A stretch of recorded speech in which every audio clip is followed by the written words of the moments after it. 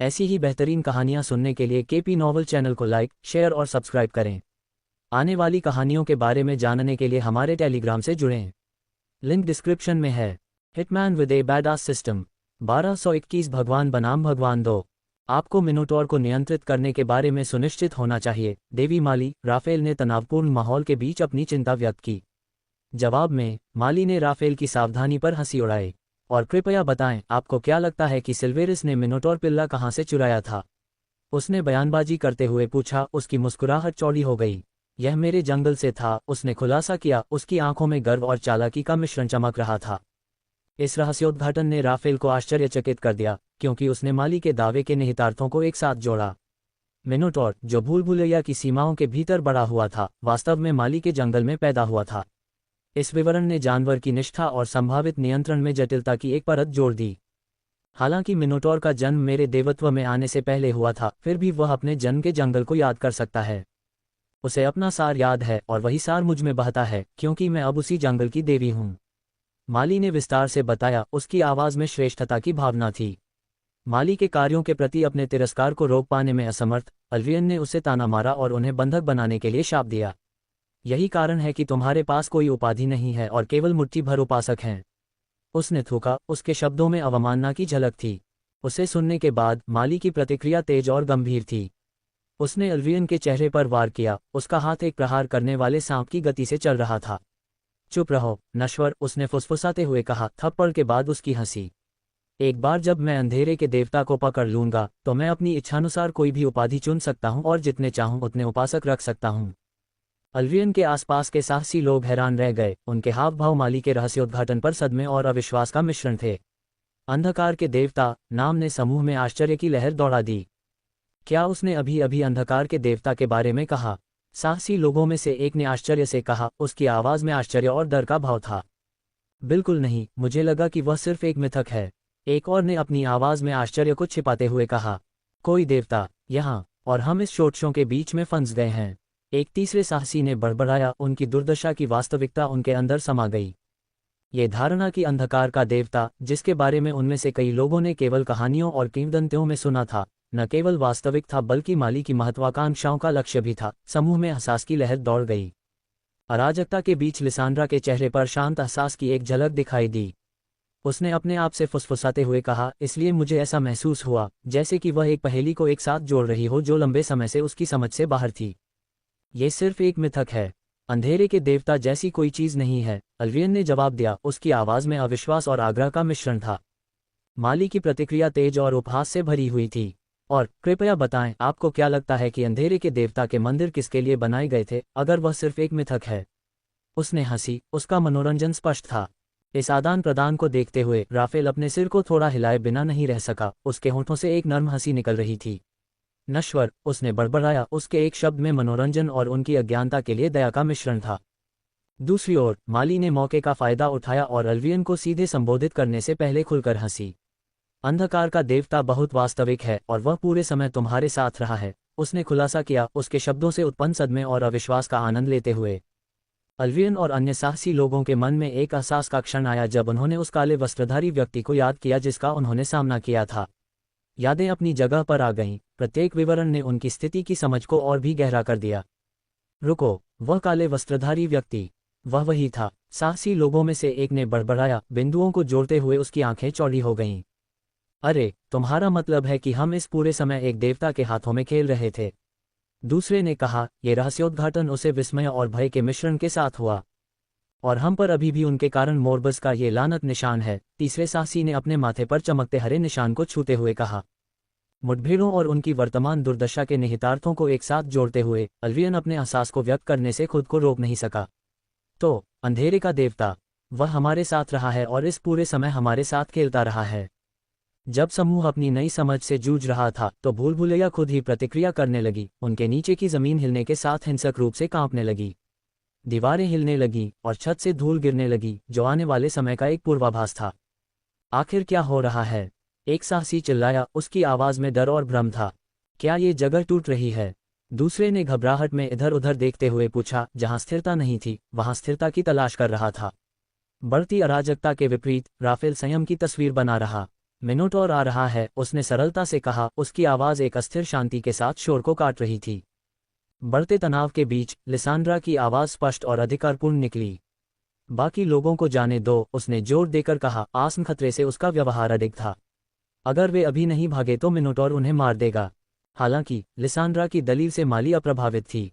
एक ठहाके के साथ उसने ठंडे उदासीनता के साथ इस धारणा को खारिज कर दिया। तुम वो चारा हो जो मुझे नहीं चाहिए था, उसने कहा। जैसे जैसे भूल भुलैया की दीवारें मिनोटॉर के आने की अदृश्य शक्ति के कारण टूटती और कांपती रहीं, साहसी लोग भय और अविश्वास के भंवर में फंस गए थे। अरे, क्या तुम मुझे बता रहे हो कि वह चीज़ असली है? साहसी लोगों में से एक ने अपने आसपास की बिगड़ती संरचना को बड़ी आंखों से देखते हुए कहा। मुझे लगा कि मिनोटॉर बच्चों को डराने के लिए पुरानी कहानियां हैं, दूसरे ने बड़बड़ाया। उसकी आवाज़ में घबराहट की आवाज़ बमुश्किल छिपी थी जो शुरू हो रही थी। बहुत बढ़िया, मिथकों से लेकर हमारे जल्लाद तक। समूह में कुछ ऐसे भी थे जिन्होंने मिनोटॉर के बारे में सुना था, इसके महत्व को समझते थे, लेकिन कभी भी वास्तव में विश्वास नहीं करते थे कि वे एक का सामना करेंगे। मुझे पता था कि वे असली थे, लेकिन लानत है, मैंने कभी नहीं सोचा था कि मुझे वास्तव में एक का सामना करना पड़ेगा, एक अनुभवी साहसी ने कहा। उनकी हमेशा की बहादुरी की जगह उनकी अनिश्चित स्थिति का गंभीर एहसास हुआ। उनकी उन्मत्त चर्चाओं और बढ़ते भय के बीच एक अचानक हलचल ने सभी का ध्यान आकर्षित किया। कुछ क्या किसी ने पहले से ही टूटी हुई दीवार को अविश्वसनीय बल के साथ मारा, इसे और भी तोड़ दिया और हवा में धूल का एक बादल उड़ा दिया। जैसे ही धूल जमी, माइकल की आकृति उभरी, उसकी शक्ल ने तुरंत ही वहां मौजूद सभी लोगों का ध्यान अपनी ओर खींचा। वह वही है, किसी ने फुसफुसाते हुए कहा। उनके चेहरों पर पहचान उभर आई। माइकल को देखते ही अल्वियन और लिसांड्रा ने एक साथ उसकी असली पहचान स्वीकार कर ली। उनकी आवाज़ में विस्मय और त्याग का मिश्रण था। अंधकार का देवता, उन्होंने कहा। उनका कथन तनावपूर्ण हवा में गूंज रहा था। अपने द्वारा अभी अभी किए गए नाटकीय प्रवेश से अप्रभावित, माइकल ने अपनी गर्दन हिलाई और एक बेपरवाह इशारे से अपने कंधे से धूल झाड़ते हुए खड़ा हो गया। अपने सामने के दृश्य का निरीक्षण करते हुए उसकी आंखें माली और राफेल पर टिकी हुई थीं। उसने उन्हें एक शांत व्यवहार के साथ संबोधित किया जो उस पल के तनाव को जुटलाता था। माली, राफेल, कितना सुखद आश्चर्य है, उसने कहा। उसकी आवाज़ स्थिर और संयमित थी। भाग रहे थे क्या? हमें नहीं लगा कि तुम यहाँ फिर से अपना चेहरा दिखाओगे। माली उसका मजाक उड़ाने का अवसर न रोक पाने में असमर्थ उसके अभिवादन पर हंसी। नाटकीय अंदाज में उसने अपने हाथों में पकड़े हुए पेंडोरा के बॉक्स को उठाया, जिससे कलाकृति से एक गहरा आभा निकल रहा था। अपनी आज़ादी का आनंद ले जब तक ये बनी रहे, माली ने घोषणा की। उसकी आंखें प्रत्याशा और द्वेष से चमक रही थीं। जैसे जैसे उनकी स्थिति की वास्तविकता सामने आई, साहसी लोगों ने खुद को इस चौंकाने वाले रहस्योद्घाटन से जूझते हुए पाया कि वे एक देवता को मारने की साजिश में उलझे हुए थे, और कोई भी देवता नहीं, बल्कि खुद अंधेरे के देवता। उनकी प्रतिक्रियाएं भय, अविश्वास और हताशा का मिश्रण थीं। हे भगवान, अब हम मुश्किल में हैं। एक देवता को मारने की कोशिश कर रहे हैं। क्या हम बर्बाद हो गए हैं या क्या? साहसी लोगों में से एक ने कहा। उसकी आवाज़ में घबराहट थी। एक और एहसास होने पर अपने घुटनों पर गिर गया। उसकी आवाज़ कांप रही थी। कृपया, अंधेरे के देवता, हमें माफ़ कर दें। हमें कोई अंदाज़ा नहीं था, हम उनके खेल में सिर्फ मोहरे हैं। अराजकता के बीच कुछ साहसी, जो अभी भी अपने माथे पर मोरबस के हरे निशान के डर से जकड़े हुए थे, ने हिम्मत करके मांग की। आपको हमारी मदद करनी होगी। वह निशान हमें मोरबस के अभिशाप का इलाज दे। आप हमारे लिए इतने ऋणी हैं। राफेल एक स्थिर भाव के साथ सामने आ रहे नाटक को देख रहा था। उसने स्थिति की गंभीरता को समझा। उसकी आवाज़ हंगामे को चीरती हुई, दृढ़ और अधिकारपूर्ण थी। मिनोटॉर के आने से पहले इसे खत्म करो। जैसे ही तनाव अपने चरम पर पहुंचा, मिनोटॉर की छाया अचानक जमीन पर बड़ी हो गई, जो उसके आसन्न आगमन का एक पूर्वाभास था। इसे देखकर इकट्ठे हुए साहसी लोगों में भय की लहर दौड़ गई, लेकिन माली अडिग रही, उसका आत्मविश्वास अडिग रहा। आने दो, उसने कहा। उसकी आवाज़ स्थिर और एक डरावने संकल्प से भरी हुई थी। उन शब्दों के साथ माली ने अपने हाथ में पकड़ी हुई पेंडोरा की पेटी खोली, जिससे काले धुएं और तनों की एक धार निकली जो माइकल की ओर बह रही थी। तनों, जीवित प्राणियों की तरह, एक दुर्भावनापूर्ण इरादे से उसके चारों ओर लिपटे हुए थे, उसे एक अपरिहार्य पकड़ के साथ जकड़ रहे थे। माइकल ने अंधेरे की आगोश में जाने के लिए संघर्ष किया। बॉक्स की प्राचीन शक्ति के सामने मुक्त होने के उसके प्रयास निरर्थक साबित हुए। माली की हंसी हवा में भर गई, एक जीत की आवाज़, जब वह अपनी योजना को सामने आते हुए देख रही थी। तुम्हारा खेल खत्म हो गया है, उसने उस पल का आनंद लेते हुए ताना मारा। टैंडल्स ने अपनी पकड़ मजबूत कर ली, माइकल को बॉक्स के करीब खींच लिया, और जैसे ही अंधेरे ने उसे घेर लिया, दृश्य भयावह रूप से शांत हो गया। एक अंतिम निर्णायक हरकत में बॉक्स ने उसे अपनी गहराई में खींच लिया और बंद हो गया, माइकल को अपने अंधेरे दायरे में बंद कर दिया। 1222 भगवान बनाम भगवान 3। जब उन्हें एहसास हुआ कि अभी अभी क्या हुआ था, तो साहसी लोग पूरी तरह सदमे में थे। उनके हाव भाव अविश्वास और भय के मिश्रण से भरे थे। अरे, क्या उसने अभी? उनमें से एक हकलाने में कामयाब रहा, क्योंकि वह अपने सामने के दृश्य को पूरी तरह से समझ नहीं पाया। भगवान धिक्कार है, उसने एक भगवान को फंसा लिया है, दूसरे ने कहा। उसकी आवाज में विस्मय और भय का मिश्रण था। जब उन्हें एहसास हुआ कि माली ने सफलतापूर्वक अंधेरे के देवता को पकड़ लिया है, तो हवा में तनाव और अविश्वास का माहौल था। एक ऐसा कारनामा जो कुछ ही पल पहले असंभव लग रहा था। अपनी जीत की महिमा में डूबी माली अपनी खुशी को रोक नहीं पाए। उसकी हंसी ने जगह भर दी, एक ऐसी आवाज जो विजयी और डरावनी दोनों थी। उसने अपना ध्यान राफेल की ओर लगाया, उसकी आंखें उपहास से चमक रही थीं। लगता है कि तुम इतने लंबे समय से अंधेरे के देवता का पीछा कर रहे हो, लेकिन मैं उसे पहले पकड़ लूंगी, उसने अपनी जीत के पल का आनंद लेते हुए कहा। अंधेरे के देवता के लिए ये 2-0 है, माली ने शेखी बघारी। उसकी आवाज में उसका अहंकार और स्थिति पर श्रेष्ठता की भावना स्पष्ट थी। बेचारा, हमेशा मुझसे हार जाता है। ऐसा लगता है कि मैं उसके लिए संभालने के लिए बहुत ज्यादा हूं, उसने कहा। उसके शब्दों में तिरस्कार और आत्मसंतुष्टि झलक रही थी। जब माली अपनी जीत के बारे में शेखी बघार रही थी, उसकी आवाज अहंकार और तिरस्कार से गूंज रही थी, तो भूल भुलैया खुद ही समय से पहले जश्न मनाने के खिलाफ विद्रोह करती दिख रही थी। बिना किसी चेतावनी के किंवदंती का जानवर और माली का कथित मोहरा मिनोटॉर भूल भुलैया की दीवार को तोड़कर नियंत्रण के भ्रम को चकनाचूर कर दिया, उनके सामने भव्य रूप से खड़ा हो गया। मिनोटॉर के अचानक प्रकट होने से साहसी लोगों में दहशत की लहर दौड़ गई। हे भगवान, उनमें से एक ने कहा। उनकी आवाज डर के कारण फट गई। वह मिनोटॉर है। इस बीच अल्वियन और लिसांद्रा अपने पहले के संकल्प के बावजूद जानवर के आने पर अपने सदमे को छिपा नहीं सके। भगवान की कसम, अल्वियन ने बड़बड़ाते हुए कहा, उसका सामान्य संयम खत्म हो गया। लिसांद्रा की आंखें चौड़ी हो गईं, उसने स्थिति की गंभीरता को समझते हुए एक गहरी सांस ली। उसका दिमाग समाधान के लिए दौड़ रहा था। अब मिनोटॉर को नियंत्रित करने का अच्छा समय होगा, राफेल ने कहा। उसके स्वर में एक तत्परता थी जो उन सभी के सामने तत्काल खतरे को रेखांकित करती थी। राफेल के संकेत को स्वीकार करते हुए माली ने अपनी खुशी बंद कर दी और हाथ में मौजूद कार्य पर ध्यान केंद्रित किया। उसने पेंडोरा के बॉक्स को अपनी कमर पर सुरक्षित किया और एक गहरी सांस ली, खुद को मिनोटॉर पर अपना प्रभुत्व स्थापित करने की चुनौती के लिए तैयार किया। जैसे ही उसने सांस छोड़ी, उसने अपनी आभा छोड़ी, जो प्रकाश के हरे धब्बों से भरे धुएं के रूप में प्रकट हुई, जो शक्ति और इरादे के प्रदर्शन में उसके चारों ओर घूम रही थी। जैसे ही माली ने अपनी आभा को बुलाया, उसकी शक्ति के अनपेक्षित परिणाम साहसी लोगों के बीच प्रकट होने लगे। कुछ लोग हिंसक रूप से खांसने लगे, दांत पीसते हुए कसम खाने लगे, क्योंकि एक तेज दर्द उनकी छाती में चुभ रहा था। अरे, यह क्या बकवास है, एक ने अपने दिल को पकड़ते हुए कहा। उनके डरावने रूप में उनके शरीर से सफेद धुआं रिसने लगा, घूमता हुआ और मिनोटॉर की ओर बढ़ गया। घबराहट और भ्रम फैल गया, क्योंकि कुछ ने घुटते हुए कहा, हमारे साथ क्या हो रहा है। दृश्य को गंभीर समझ के साथ देखते हुए लिसांड्रा ने भयानक स्थिति को समझाया। मिनोटॉर उनकी आत्माओं को खा रहा है। अगर ये दूर नहीं हुआ तो हम सभी के साथ यही होगा, उसने कहा। उसकी आवाज में तत्परता और चिंता थी। हालांकि राफेल अपने उद्देश्य पर केंद्रित रहा, उसका व्यवहार ठंडा और अलग था। हमें वह मिल गया जिसके लिए हम आए थे। चलो वेदोरा के अवशेष लेते हैं और चलते हैं, उन्होंने कहा। यह दर्शाता है कि मिशन की सफलता किसी भी संपार्श्विक क्षति से अधिक है।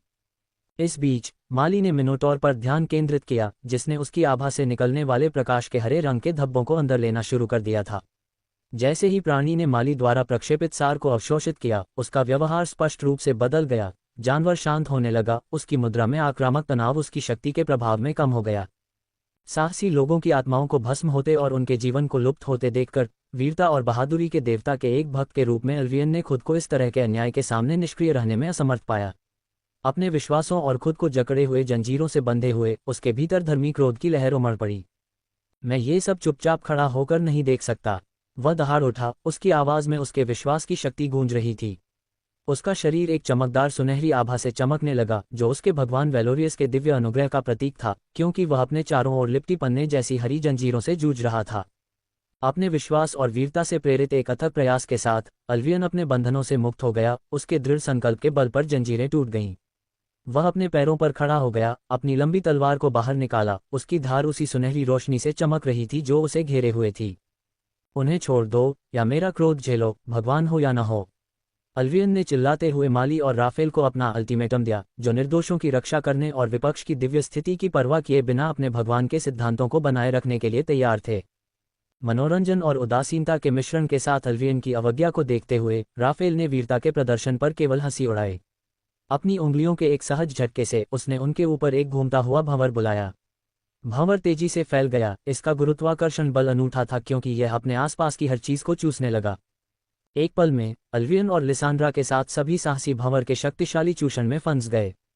जैसे ही उन्हें दूर ले जाया गया, उनके आकार धुंधले हो गए, राफेल द्वारा बनाए गए पोर्टल की अज्ञात गहराई में गायब हो गए। जैसे ही हवा में तनाव कम होने लगा, मिनोटॉर, वह प्राचीन जानवर जिसने कुछ क्षण पहले भय और अराजकता पैदा की थी, शांति के संकेत दिखाने लगा। ये धीरे धीरे घुटनों के बल बैठ गया, खुद को एक विशाल गेंद में लपेट लिया, बिल्कुल एक बच्चे की तरह जो नींद में आराम की तलाश कर रहा हो। प्राणी का विशाल रूप शांत हो गया, उसकी सांसें गहरी और समान हो गईं, जबकि वह भूल भुलैया के केंद्र में वही नींद में डूब गया। अब शांत मिनोटॉर के पास पहुंचकर माली ने अपना हाथ धीरे से उसके सिर को सहलाने के लिए बढ़ाया, जो स्नेह और नियंत्रण का एक इशारा था।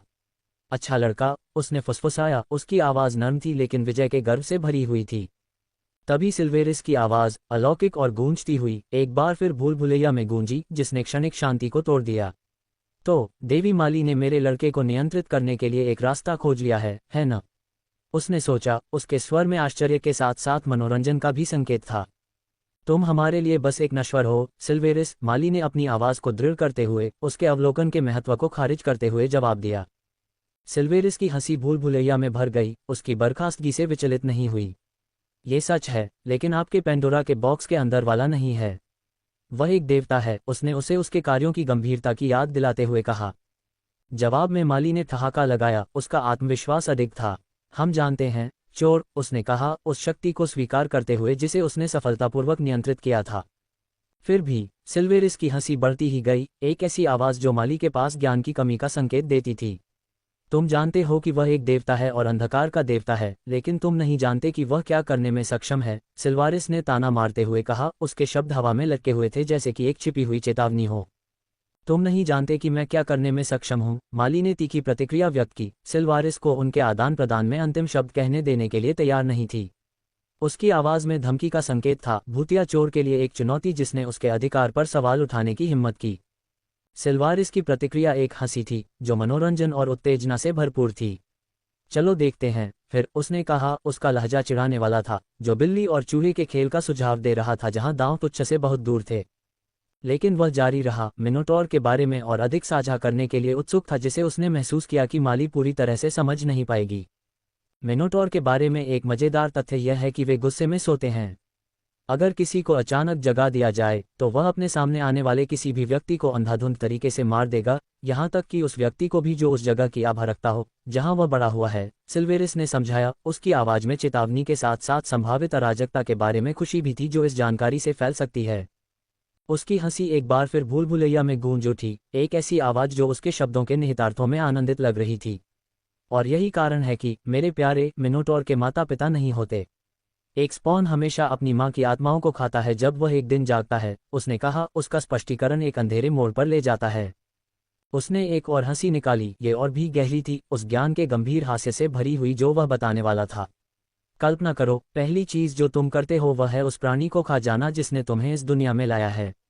कमाल का काव्य है न? अब अंधेरे का देवता ये छोटी सी बात जानता है क्योंकि मैंने अभी उसे बताया है, सिल्वरिस ने घोषणा की। उसकी आवाज में शरारत की एक अंतर्निहित धारा थी जो उनके बीच की अलौकिक खाई को पार करती हुई प्रतीत हो रही थी। तो उसका तुम्हारे छोटे से पेंडोरा के बक्से में फंस जाना शायद उसकी एक चाल हो। कभी इस बारे में सोचा है? वह प्रभाव के लिए रुका, अपने शब्दों के निहितार्थ को समझने के लिए। अंधेरे का देवता रहस्यमय, मायावी और बेहद चालाक माना जाता है। तुम्हें लगता है कि तुमने उसे घेर लिया है, लेकिन हो सकता है, बस शायद, वह तुम्हें अपने ही जाल में फंसा रहा हो।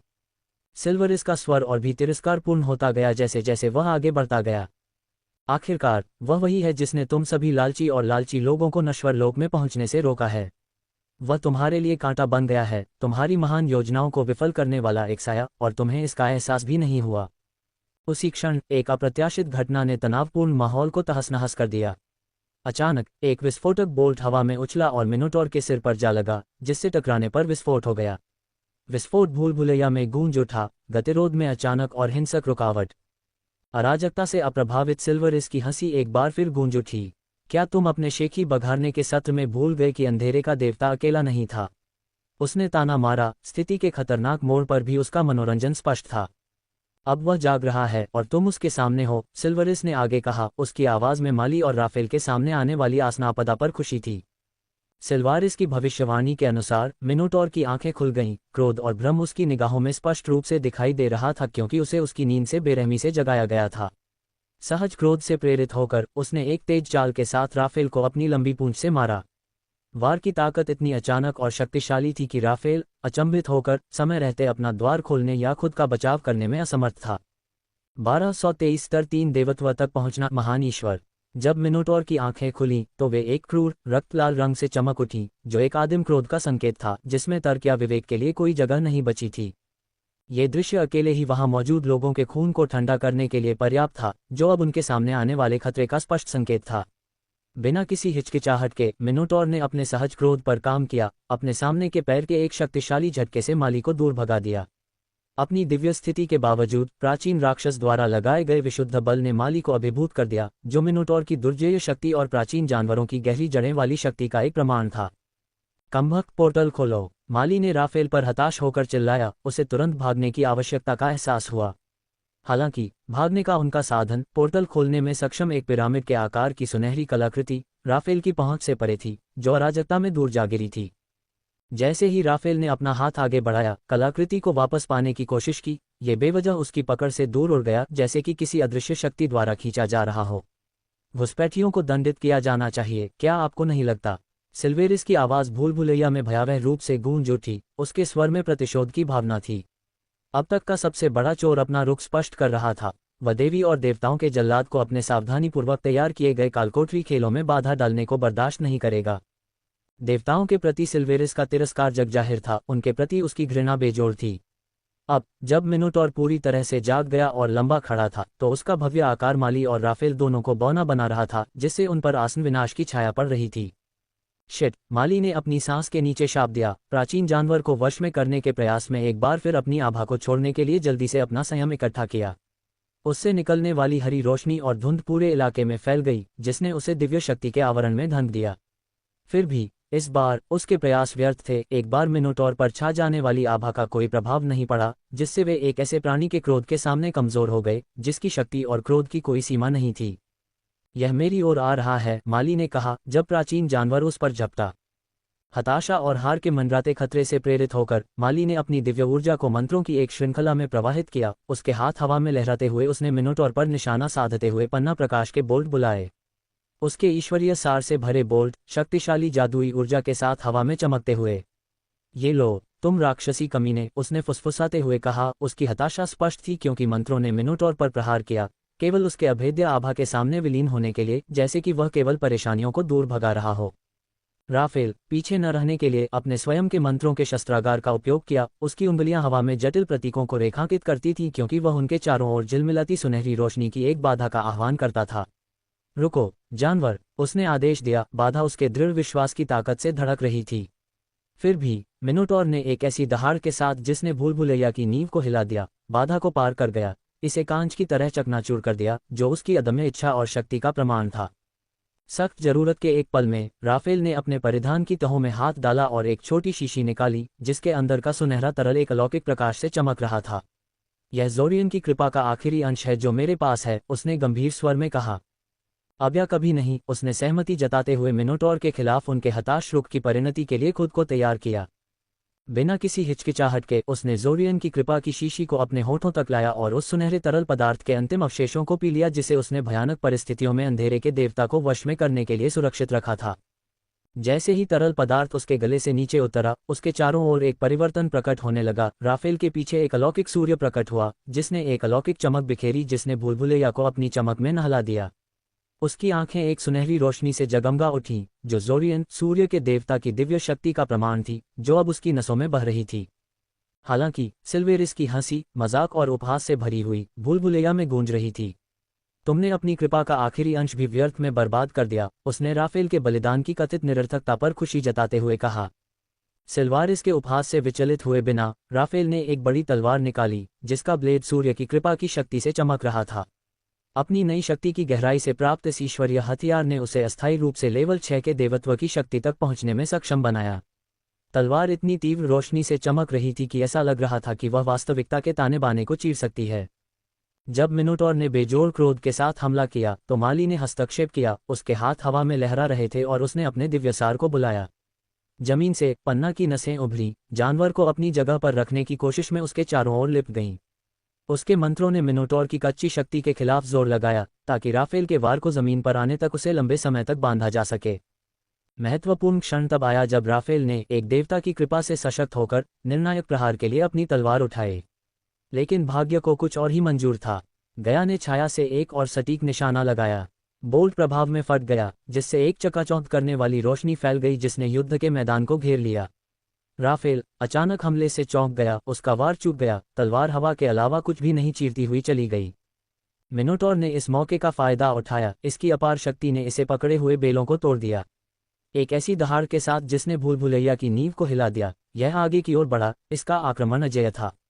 माली, जो सीधे इसके रास्ते में फंस गई थी, उसके क्रोध का खामियाजा भुगतना पड़ा। जानवर का हमला निर्दयी था, उसने उसे अपनी ताकत के नीचे कुचल दिया, जिससे वह खून की खांसी करने लगी और प्रभाव के बल ने उसे लड़खड़ा दिया। अपने असफल हमले से उबरने का प्रयास करते हुए राफेल ने खुद को मिनोटॉर की पूंछ से पकड़ा। जानवर की पूंछ, शक्तिशाली और तेज, ने उसे इतनी जोर से मारा कि वह उड़ गया, उसका शरीर भूल भुलैया की दीवारों से टकरा गया। ये तुमने जो किया उसके लिए है, कुतिया, गया ने दूर से गुर्राते हुए कहा। उसकी आवाज़ संतुष्टि से भरी हुई थी क्योंकि उसने अपने कार्यों के लिए तत्काल प्रतिशोध देखा था। मिनोटॉर अपने क्रोध में अडिग राफेल पर भयंकर तीव्रता से झपटा। उसका विशाल पैर नीचे गिर गया, जिसका उद्देश्य राफेल को अपने वजन के नीचे कुचलना था। हड्डियों के टूटने की आवाज़ भूल भुलैया में गूंज रही थी, जो मिनोटॉर की ताकत का एक भयानक प्रमाण था। राफेल ने गुर्राहट की, उसकी आवाज़ में दर्द था क्योंकि वह जानवर की दमनकारी ताकत के नीचे संघर्ष कर रहा था। उसका शरीर मिनोटॉर के क्रोध के क्रूर परिणामों को झेल रहा था। इससे पहले कि माली किसी भी तरह का बचाव कर पाती, मिनोटॉर ने अपना ध्यान उसकी ओर मोड़ दिया। निर्दयी कुशलता के साथ उसने उसे बार बार रौंदा, प्रत्येक बार एक प्रतिशोध के साथ किया जो व्यक्तिगत लग रहा था।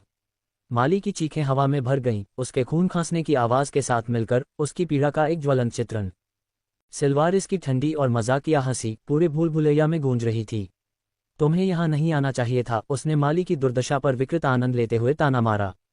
उसकी आवाज़, जो तिरस्कार से भरी हुई थी, उसकी महत्वाकांक्षा की मूर्खता को रेखांकित करती थी। शायद ये सब अंधेरे के देवता की योजना है, उसने सोचा। उसका मनोरंजन स्पष्ट था। जबकि तुम मौत के मुंह में जा रहे हो, वह पेंडोरा के बक्से में सुरक्षित है। जब मिनोटॉर ने अपना हमला जारी रखा, लगातार माली पर रौंदते हुए, सिल्वेरिस की हंसी और तेज हो गई। भगवान बनाम भगवान की लड़ाई में अंधेरे के देवता ने तुम दोनों को मात दे दी। उसके शब्दों में सच्चाई का भार था जिसे अनदेखा करना मुश्किल था, खासकर जब माली एक भयानक स्थिति में खून की उल्टी करती रही। उसका शरीर मिनोटॉर के अथक रौंदों से बुरी तरह क्षत विक्षत हो गया। जैसे कि ज्वार में बदलाव को महसूस करते हुए मिनोटॉर रुक गया, उसका सिर ऊपर की ओर झुका और फिर एक जोरदार दहाड़ लगाई। एक शक्तिशाली और अदृश्य चूषण बल राफेल के चारों ओर की सुनहरी आभा को बाहर निकालने लगा। जोरियन की कृपा मिनोटॉर के खुले मुंह में घुस गई, जिससे उसका विकास हुआ। प्रत्येक घूंट के साथ जानवर बड़ा होता गया, उसकी शक्ति उनकी आंखों के सामने बढ़ती गई। सिल्वारिस की हंसी ने राफेल की दुर्दशा का मजाक उड़ाया। यही कारण है कि देवता प्राचीन जानवरों से बचते हैं। अपनी पीड़ा के बीच माली ने एक विद्रोही घोषणा की, अगर मैं मरने जा रही हूं तो उसे भी मर जाना चाहिए। बहुत प्रयास के साथ वह पेंडोरा के बॉक्स तक पहुंची, अपने प्रतिशोध के अंतिम कार्य के रूप में अंधेरे के देवता को मुक्त करने का इरादा रखते हुए। जब उसने बॉक्स को नीचे पटकने, उसे खोलने और उसके बंदी को मुक्त करने की कोशिश की तो उसके हाथ कांप उठे। लेकिन गया, जो अदृश्य था, उसके पास कुछ और ही योजना थी। आज नहीं, कुतिया, उसने गुर्राहट के साथ कहा और सटीक निशाने के साथ एक और बोल्ट दागा। प्रक्षेप्य पेंडोरा के बॉक्स पर इतनी जोर से लगा कि इसने कलाकृति को माली की हताश पकड़ से दूर उड़ा दिया, जिससे स्थिति को बदलने का उसका आखिरी प्रयास विफल हो गया। फिर अराजकता के बाद एक भयानक सन्नाटे के क्षण में मिनोटॉर ने अपनी निगाह नीचे की ओर घुमाई और माली से आंखें मिलाईं। उनके आसपास की हवा पतली होती दिख रही थी क्योंकि जानवर ने माली की आत्मा को चूसना शुरू कर दिया था, जो माली के अंत का संकेत था। जैसे ही मिनोटॉर ने उसकी आत्मा को चूसा, माली का शरीर तेजी से बूढ़ा होने लगा। उसका एक बार युवा और शक्तिशाली रूप उनकी आंखों के सामने मुरझाने लगा। हरा धुआं, जो उसके अस्तित्व का सार था, मिनोटॉर के मुंह में घुस गया, जो उसकी जीवन शक्ति के खत्म होने का एक दृश्य प्रतिनिधित्व था। उनके आसपास का माहौल और भी गहरा हो गया। दूर से गड़गड़ाहट की आवाज आ रही थी और हवा भारी होती जा रही थी, मानो प्रकृति ने खुद ही देवी के गिरने का आभास कर लिया हो। दूर से ये दृश्य देख रही गई, अपनी जगह पर रुक गई और भयावह दृश्य को देखा। अरे ये डरावना है, उसने बुदबुदाया। उसकी आवाज़ में देवी के निधन को देखकर विस्मय और भय का मिश्रण था। इस बीच सिल्वेरिस की आवाज़ भयावह संतुष्टि की भावना से भरी हुई एक बार फिर गूंजी। मैंने कभी नहीं सोचा था कि मैं अपने लड़के के हाथों एक देवी को मरते हुए देखूंगा, लेकिन यह इंतजार करने लायक है, उसने कहा। उसकी आवाज़ में मिनोटोर के कार्यों पर गर्व की विकृत भावना का संकेत था। एक बार जब मिनोटोर ने माली की आत्मा को पूरी तरह से चूस लिया तो उसका शरीर एक मम्मी में बदल गया। एक देवी की आत्मा को पूरी तरह से अवशोषित करने के बाद मिनोटोर की नज़र नीचे गिरने से पहले इधर उधर घूमने लगी। सोने से पहले उसका पेट हरे रंग की रोशनी में चमक रहा था। हालांकि यह एक प्राचीन जानवर था, लेकिन देवी की आत्मा को अवशोषित करने का अभी भी अपना प्रभाव था। मिनटूर के मामले में यह थक गया और गहरी नींद में चला गया। लेकिन उस पल पेंडोरा का बॉक्स कांप उठा और अचानक टुकड़ों में फट गया। अंदर से एक काला धुआं दिखाई दिया। ये प्रवेश करने का एक तरीका है, गया ने कहा जब उसने माइकल को काले धुएं से बाहर निकलते देखा। उसकी आंखें गहरे कालेपन में चमक रही थीं। उस पल माइकल वहां लेवल 2 डेमी गॉड के रूप में नहीं बल्कि लेवल 3 ग्रेटर गॉड के रूप में खड़ा था, क्योंकि उसने गॉड स्लेयर 2 की खोज पूरी की थी। 1224 अंतिम स्तर से पहले का स्तर। वापस आकर बहुत अच्छा लगा। माइकल ने शांति से अपनी गर्दन हिलाई और कहा। उसकी आवाज़ में उसकी नई अर्जित शक्ति का भार था, जो तीसरे स्तर के महान देवता के अधिकार से गूंज रही थी। जैसे ही उसने अपने आसपास के माहौल को देखा, उसकी नज़र मिनोटोर पर पड़ी, जो अब एक देवी की आत्मा को अवशोषित करने की थकान से गहरी नींद में सो रही थी। फिर उसने अपना ध्यान माली के शरीर के ममीकृत अवशेषों की ओर लगाया और हंसा। उसके स्वर में एक गहरा मनोरंजन था। मुझे उसे अपने हाथों से न मारने का पछतावा है, उसने सोचा। उसके अफसोस में उसकी मृत्यु पर संतुष्टि का एक संकेत था। उसका ध्यान राफेल पर चला गया, जो मिनोटोर के हमले से उबर रहा था। एक जानबूझकर गति के साथ माइकल उसकी ओर चलने लगा। उसकी उपस्थिति प्रभावशाली थी और उसका इरादा स्पष्ट था। मुझे तुम्हारे साथ क्या करना चाहिए? उसने जोर से सोचा। सवाल हवा में एक धमकी के रूप में लटका हुआ था। जैसे ही माइकल राफेल की ओर बढ़ रहा था, गया माइकल के साथ आ गया। उसने सो रहे मिनोटोर की ओर देखा और व्यंग्यात्मक टिप्पणी की। चलो, बच्चे को नहीं जगाते हो, फिर से उस तूफान से नहीं जूझना चाहती। हालांकि हास्य से भरपूर उसके शब्दों में इस कठिन परीक्षा से बच निकलने की राहत की भावना थी। क्षणिक हल्केपन में हिस्सा लेते हुए माइकल ने गया की टिप्पणी पर मुस्कुराया। फिर उसका ध्यान राफेल पर गया, जो अभी भी जमीन पर था, मिनोटोर द्वारा जबरदस्ती छीने जाने के कारण स्पष्ट रूप से कमजोर हो गया था। माइकल का दृष्टिकोण संतुलित था। उसकी उपस्थिति उस स्थान पर हावी थी जब वह पैंथियन के गिरे हुए प्रवर्तक के पास पहुंचा। राफेल ने अपनी स्थिति की गंभीरता को पहचानते हुए खुद को आगे आने वाली स्थिति के लिए तैयार किया। अपनी कमजोर स्थिति के बावजूद उसकी आंखों में एक संकल्प था, गरिमा के साथ अपने अंत का सामना करने का दृढ़ संकल्प। मैं अपना कर्तव्य निभाने के लिए तैयार था, भले ही इसका मतलब मेरा अंत हो। मैं सम्मानपूर्वक मृत्यु का सामना करूंगा, उसने कहा। उसकी आवाज़ दृढ़ थी। उसने उस भाग्य को स्वीकार किया जो उसे विश्वास था कि अब और अधिक शक्तिशाली अंधेरे के देवता के हाथों आसन था। माइकल राफेल के पास बैठ गया। उसकी हरकतें सोच समझकर और संतुलित थीं। उसने अपनी काली तलवार निकाली। ब्लेड से एक अशुभ चमक निकल रही थी और उसे धीरे से राफेल के गले पर रख दिया। त्वचा को मुश्किल से छू रही ठंडी धातु राफेल की खतरनाक स्थिति की एक स्पष्ट याद दिलाती थी। सामान्य रूप से माइकल ने शुरू किया। उसकी आवाज़ स्थिर और चिंतनशील थी। मैं बिना किसी दूसरे विचार के किसी को भी मार डालूंगा जो मेरे रास्ते में आने की हिम्मत करता है। वह रुका। उसकी निगाह राफेल पर टिकी हुई थी। वह प्रवर्तक के भीतर कुछ ऐसा खोज रहा था जो एक अलग परिणाम को सही ठहरा सकता था। लेकिन किसी कारण से मैं तुम्हें मारने के बारे में दूसरे विचार कर रहा हूं। बस उसे मार डालो, इंसान। वह तुम्हारा पीछा कर रहा है, तुम्हें पकड़ने या मारने की कोशिश कर रहा है। संकोच क्यों? दृढ़ विश्वास से भरे उसके शब्दों ने राफेल द्वारा देवताओं के देवता के रूप में प्रस्तुत किए जाने वाले खतरे को रेखांकित किया। गया के आग्रह को सुनकर और उसके नागा रूप में पहले के परिवर्तन को देखकर राफेल को एहसास हुआ। ये युवती इतनी उग्र रूप से सुरक्षात्मक और शक्तिशाली कोई और नहीं बल्कि राक्षसों की देवी, अंधेरे के देवता की पत्नी थी। तो राक्षसों की देवी अंधेरे के देवता में शामिल हो गई है ना? यह एक असली पार्टी है। राफेल के होठों से एक हंसी निकली। उनके स्वर में सम्मान और त्याग का मिश्रण था, जो उनके मिलन के महत्व और इससे प्रतिनिधित्व करने वाली शक्ति गतिशीलता में संभावित बदलाव को पहचानता था। थोड़ी देर तक अपने गले पर काली तलवार दबाए रखने के बाद राफेल का धैर्य खत्म हो गया। मेरा समय बर्बाद मत करो, बस मुझे मार डालो। उसकी आवाज़ में विद्रोह और स्वीकृति का मिश्रण था। वह अंधेरे के देवता की तलवार के नीचे अपने अंत का सामना करने के लिए पूरी तरह से तैयार था। फिर भी माइकल ने अपना सिर हिलाया। मैं तुम्हें जीने दूंगा, उसने अपनी आवाज़ को दृढ़ करते हुए घोषित किया। लेकिन निशान छोड़े बिना नहीं। एक तेज, जानबूझकर की गई हरकत के साथ माइकल की काली तलवार ने राफेल के गाल को हल्के से काट दिया। उसके चेहरे पर खून की एक पतली रेखा बह गई, जो इस मुठभेड़ की एक शारीरिक याद और चेतावनी थी। अचानक हुए दर्द से हैरान राफेल माइकल को अपनी सांसों में कोसने से खुद को नहीं रोक सका। कट का डंक एक मामूली घाव था, लेकिन निशान लगने का निहितार्थ कहीं अधिक महत्वपूर्ण था। जाओ देवताओं को बताओ, माइकल ने खड़े होते हुए अपनी तलवार म्यान में रखी। जितना अधिक वे मेरा पीछा करने की कोशिश करेंगे, उतने ही अधिक देवता मरेंगे। उसके शब्द एक स्पष्ट धमकी थे, खुद को और गया को किसी भी खतरे से बचाने के लिए उसकी तत्परता की घोषणा जो उनका पीछा करने की हिम्मत करे। तुम एक खतरनाक खेल खेल रहे हो, राफेल गाल से खून पोंछते हुए उसने कहा, एक खेल जो तुम 5000 साल पहले हार गए थे। उसके शब्दों से प्राचीन संघर्षों और अंधकार के देवता और देवताओं के बीच के जटिल इतिहास का संकेत मिलता है। अगर मैं हार जाता तो मैं यहाँ नहीं होता, उसने हल्की हंसी के साथ कहा। दूसरी ओर गया ने माइकल की ओर देखते हुए अपनी आंखों में प्रशंसा और चिंता के मिश्रण के साथ आह भरी। तुम कभी गलत नहीं थे, उसने स्वीकार किया, और आशा करते हैं कि इससे यह नहीं बदलेगा। जवाब में माइकल ने बस अपना हाथ बढ़ाया और सुनहरे पिरामिड के आकार की कलाकृति, जो पहले राफेल की पकड़ से बच गई थी, उसके हाथ में वापस आ गई, जैसे कि किसी अदृश्य शक्ति द्वारा बुलाई गई हो। फिर उसने अपनी कलाई के एक झटके से कलाकृति को सक्रिय किया, जिससे उसमें दिव्य ऊर्जा का एक टुकड़ा भेजा गया। कलाकृति के माध्यम से दिव्य ऊर्जा के प्रवाह के साथ इसके प्राचीन चिन्ह शक्ति से चमक उठे। राफेल की ओर अपनी नज़र घुमाते हुए माइकल ने एक अशुभ वादे से भरी विदाई टिप्पणी की। हम फिर मिलेंगे राफेल, उसने कहा, उसकी आवाज़ अपरिहार्यता का भार उठा रही थी। ये कथन एक धमकी नहीं बल्कि एक निश्चितता थी, जो उनके बीच अधूरे काम को स्वीकार करती थी।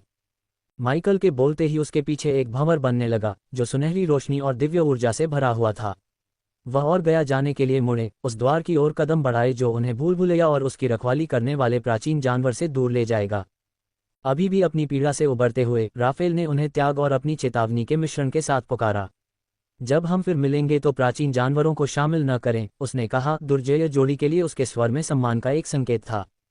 पीछे देखे बिना माइकल और गया भंवर में चले गए। उनके आकृतियां घुमावदार प्रवेश द्वार में गायब हो गईं क्योंकि यह उनके पीछे बंद हो गया। राफेल को उनके मुठभेड़ के बाद अकेला छोड़ दिया। एक बार जब वे भंवर से बाहर निकल गए तो माइकल और गया ने खुद को अपने अपेक्षित गंतव्य पर नहीं बल्कि कालकोठरी से जुड़े एक पूरी तरह से अलग पॉकेट आयाम में पाया। उनका परिवेश बर्फ से ढके पहाड़ में बदल गया था। जमीन सफ़ेद रंग में लिपटी हुई थी, हवा बर्फीले तूफान से भरी हुई थी। अरे, अब हम बर्फीले तूफान में हैं, गया ने आह भरी। ठंडी हवा में उसकी सांसें दिखाई दे रही थीं। उनके सामने का दृश्य उस भूल भुलैया से बिल्कुल अलग था जिसे वे अभी अभी छोड़कर आए थे। माइकल ने अचानक आए बदलाव से बेपरवाह होकर सुझाव दिया, चलो टहलने चलते हैं। जब वे मोटी बर्फ में सावधानी से चलने लगे, उनके कदमों के निशान पीछे गहरे निशान छोड़ रहे थे। गया अभी अभी घटी घटनाओं के बारे में सोचने से खुद को रोक नहीं पाया। तुमने राफेल को जिंदा क्यों छोड़ा? उसने पूछा, उसकी आवाज में जिज्ञासा थी। मैंने राफेल पर स्पाइडर लगा दिया है, माइकल ने सरलता से उत्तर दिया। हम अब पैंथियन की हर हरकत को सुन और देख सकते हैं, उसने आगे बताया। राफेल की जान बचाकर उन्हें जो रणनीतिक लाभ मिला था उसका खुलासा किया। ये रहस्योद्घाटन माइकल की योजना और दूरदर्शिता की गहराई की एक झलक थी। राफेल को जीवित रहने की अनुमति देकर उन्होंने पैंथियन की हरकतों और इरादों से एक कदम आगे रहने का एक साधन हासिल कर लिया था। दयालु प्रतीत होने के बावजूद ये निर्णय देवताओं के जटिल खेल में एक सोची समझी चाल थी। जब माइकल और गया बर्फ में आगे बढ़ रहे थे तो उनका ध्यान अचानक उनके चारों ओर कई भंवरों की उपस्थिति की ओर गया। तो अन्य साहसी लोग भी यहाँ हैं, गया ने कहा। उसकी आवाज में जिज्ञासा और झुंझलाहट का मिश्रण था, क्योंकि वह घूमती हुई प्रवेश द्वारों से आकृतियों को बाहर निकलते हुए देख रही थी। जो लोग निकले उनमें से ओमवेल अपने विशिष्ट सुनहरे कवच में लिपटे हुए, जो बर्फ की सफेद पृष्ठभूमि के सामने चमक रहा था। बौने और अन्य साहसी लोग उनके पीछे पीछे चल रहे थे। उनके चेहरे पर तनाव था, हथियार तैयार थे, मानो उन्हें इस नए वातावरण में कदम रखते ही युद्ध में वापस धकेल दिया जाएगा। तभी सिल्वेरिस की आवाज़, जो हमेशा मौजूद रहती थी और उसकी खास शरारतों से भरी हुई थी, आयाम में गूंज उठी। जिन लोगों को कुछ अवांछित ईश्वरीय ध्यान मिला है, कृपया निश्चिंत रहें कि यह स्तर अवांछित देवताओं से मुक्त है, उन्होंने घोषणा की। सिल्वारिस को सुनने के बाद कुछ साहसी लोगों में भ्रम फैल गया, खासकर उन लोगों में जिन्होंने भूल भुलैया में राफेल और माली का सामना नहीं किया था। उन्होंने आपस में बड़बड़ाते हुए हैरान नज़रों का आदान प्रदान किया। वह किस बारे में बात कर रहा है?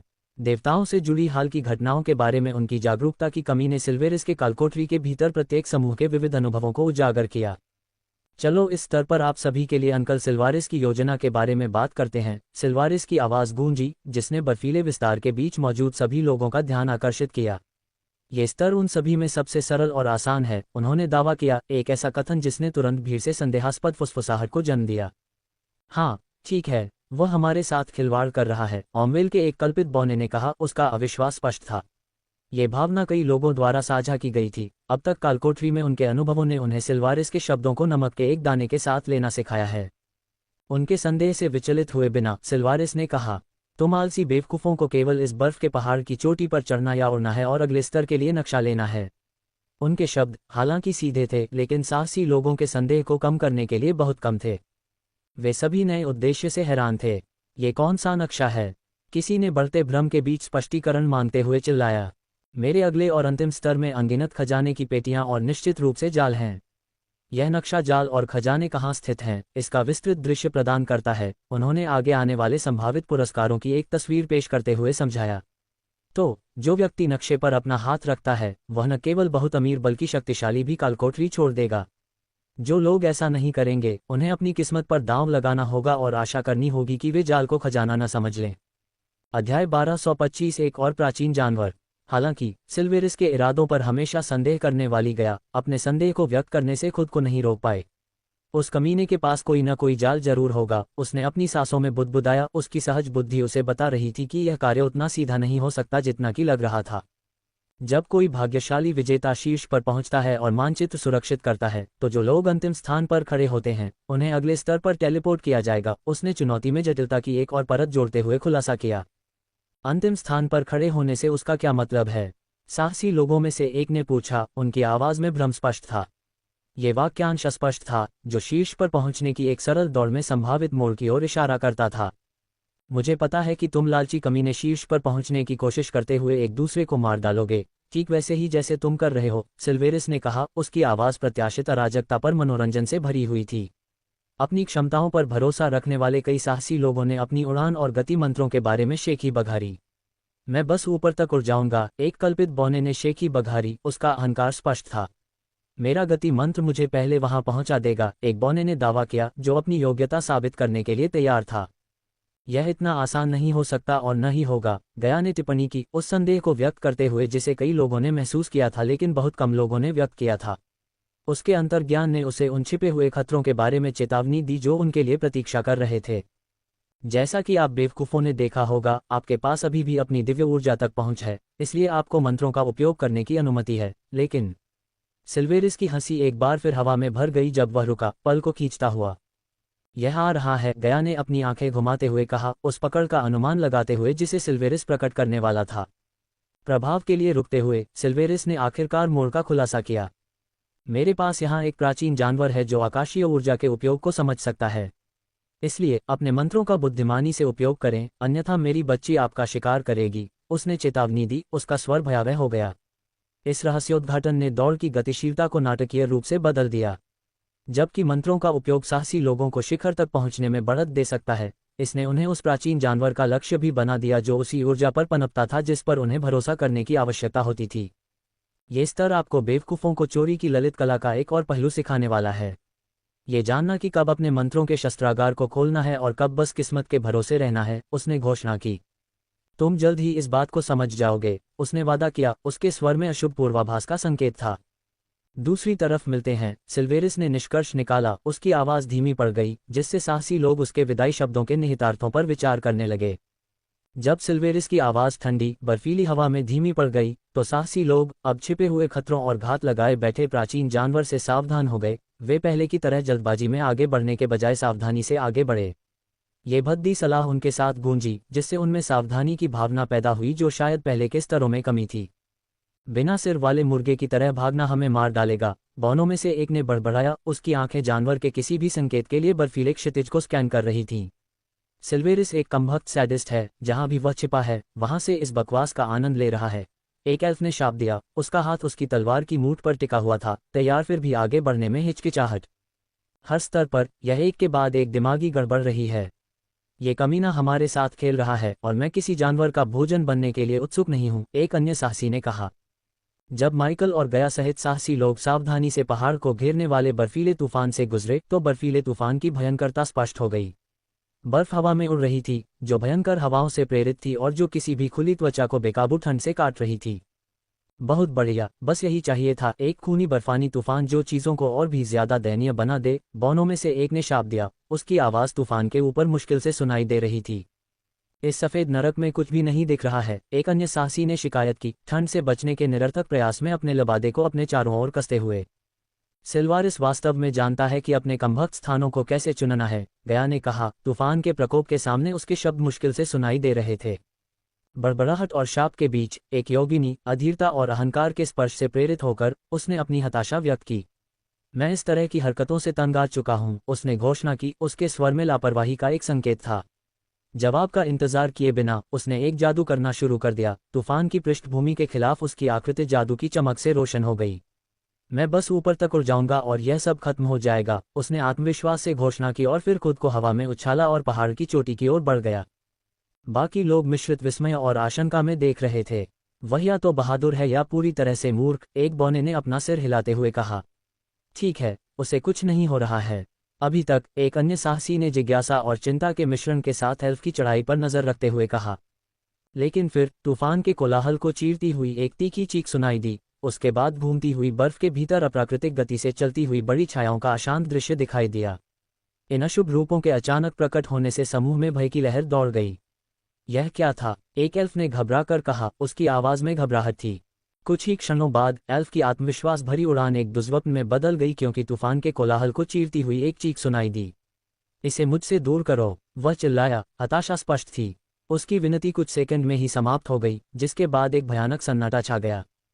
ठीक उसी समय माइकल और गया ने कई चमकती आंखों और विशाल बालों वाले पैरों की छायाओं को तूफान के बीच में गायब होते हुए देखा, जो उस प्राचीन जानवर का एक डरावना संकेत था जो अंदर छिपा हुआ था। एल्फ की महत्वाकांक्षी उड़ान के अचानक और भयानक अंत ने साहसी लोगों के समूह में सदमे की लहरें भेज दीं। हे भगवान, क्या तुमने अभी देखा? बौनों में से एक ने कहा। उसकी आवाज़ हवा के शोर से थोड़ी ऊपर थी, लेकिन अविश्वास से टपक रही थी। उस कमीने को बाहर निकाल दिया गया। वह चीज़ क्या थी? एक और साहसी चिल्लाया, जो उस प्राणी के किसी भी संकेत के लिए अंधाधुंध बर्फीले तूफान के बीच झांकने की कोशिश कर रहा था। अरे, यह अच्छा नहीं है, ये वास्तव में अच्छा नहीं है, एक विशेष रूप से घबराए हुए साहसी ने बड़बड़ाया। उसकी पिछली बहादुरी ठंडी हवा में वाष्पित हो गई।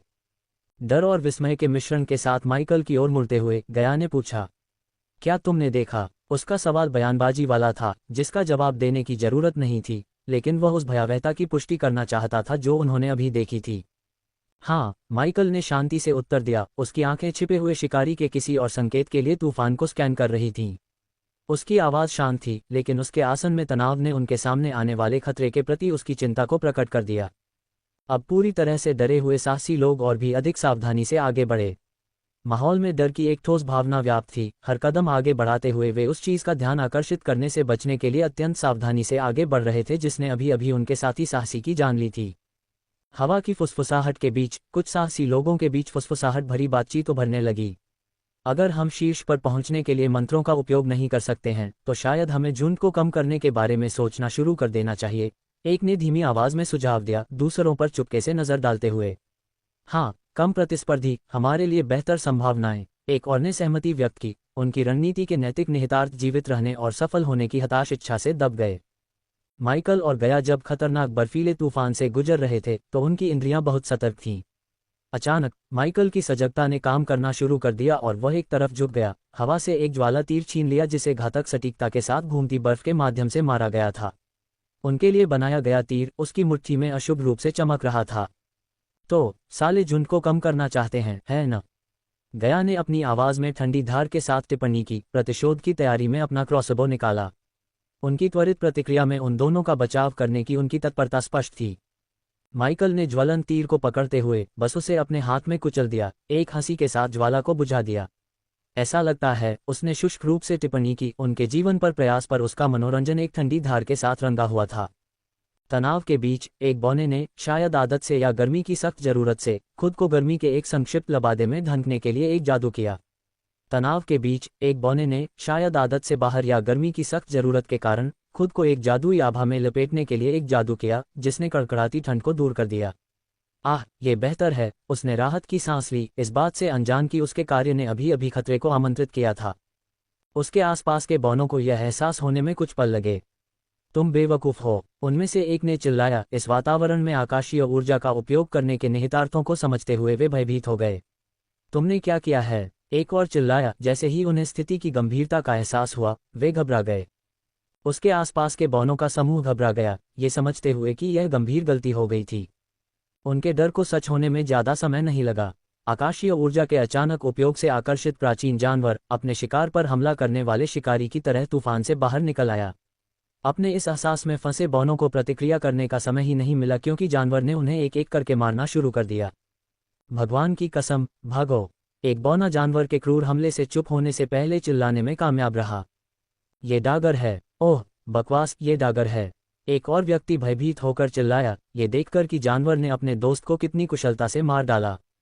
जैसे जैसे अराजकता फैलती गई और बौनों को उनके भयानक भाग्य का सामना करना पड़ा, गया की तेज आंखों ने एक बार फिर कुछ ऐसा देखा जिसने बर्फीले तूफान के बीच भी उसकी रीढ़ में ठंडक पैदा कर दी।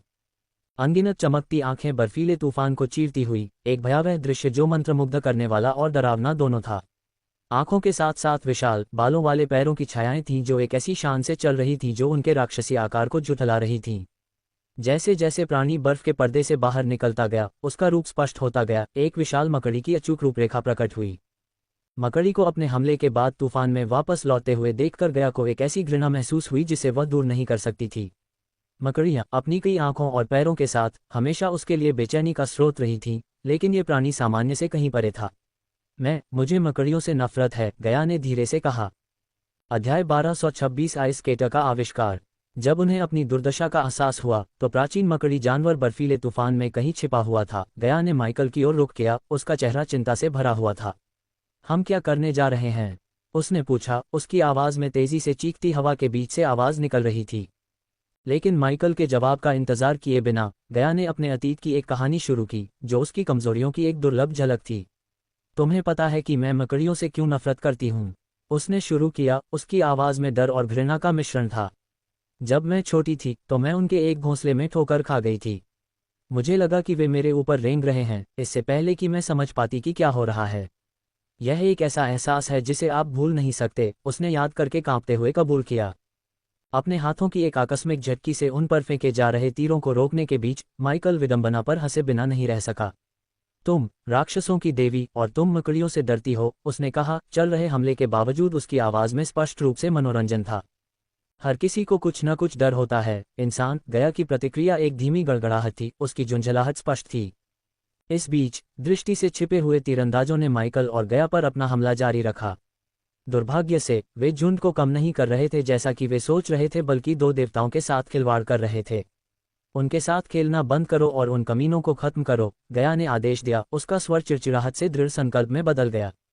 फिर उसने क्रॉसबो बोल्ट को गॉडस्लेयर में लोड किया, मामले को अपने हाथों में लेने और उन्हें निशाना बनाने वाले अदृश्य तीरंदाजों के खतरे को खत्म करने की तैयारी की।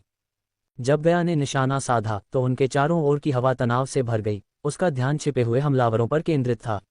उसके मूड में बदलाव को महसूस करते हुए माइकल ने तीरों को चंचल तरीके से मोड़ना बंद कर दिया और अपनी गर्दन तोड़ दी। तुम सही हो, चलो खेलना बंद करो। जैसे ही तीरों की बौछार धुंधली हवा में उनकी ओर बढ़ती रही, माइकल दृढ़ निश्चयी नज़र से अपने हाथों में दो तलवारें लेकर आगे बढ़ा। उसकी आकृति धुंधली हो गई, एक छाया अदृश्य खतरे की ओर दौड़ रही थी। बर्फ और कोहरे के बीच छिपे हुए तीरंदाज थे जो ओमवेल की शिखा वाले सुनहरे कवच में लिपटे हुए थे। वे एक कतार में खड़े थे, उनके धनुष खींचे हुए थे और वे अनिश्चितता के साथ धुंध में निशाना साध रहे थे। मैं इस तूफान में कुछ भी नहीं देख सकता, उनमें से एक ने शाप दिया और एक और तीर सफेद रसातल में छोड़ दिया। बस गोली चलाते रहो, समूह के नेता ने आदेश दिया, एक योगिनी जो अधिकार के साथ एक परशु चला रही थी। हर छाया, हर हरकत पर गोली चलाओ, हमें झुंड को कम करने की जरूरत है, उसने आदेश दिया। उसकी आवाज़ ठंडी दृढ़ संकल्प के साथ हवा को चीरती हुई आ रही थी। उनके हमले के बीच में एक तेज तर्रार एल्फ ने दूर से देखा। उसने देखा कि कुछ खतरनाक गति से उनकी ओर बढ़ रहा है। क्या वह प्राचीन जानवर है? उसने पूछा। उसके शब्दों में डर का एक निशान था। उस राक्षस का सामना करने की संभावना जिसके बारे में उन्हें चेतावनी दी गई थी उसके दिमाग में मंडरा रही थी। नहीं, एक अन्य तीरंदाज ने जवाब दिया, घूमती बर्फ के बीच काले लंबे लबादों की एक संक्षिप्त झलक देखकर।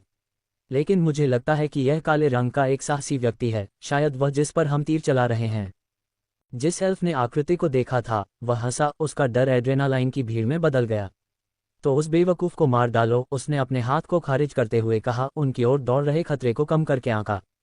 जब माइकल बर्फीले धुंध के माध्यम से आगे बढ़ा तो उसने एक ऐसी उग्रता के साथ छलांग लगाई जो चारों ओर गरजने वाले तूफान से मेल खाती थी। उन्हें एक तेज सटीक वार के साथ उसने एक कल्पित बौने को तुरंत चुप करा दिया। दुर्भाग्यपूर्ण आत्मा का सिर उसके शरीर से अलग हो गया, जो कि दक्षता का एक डरावना प्रदर्शन था।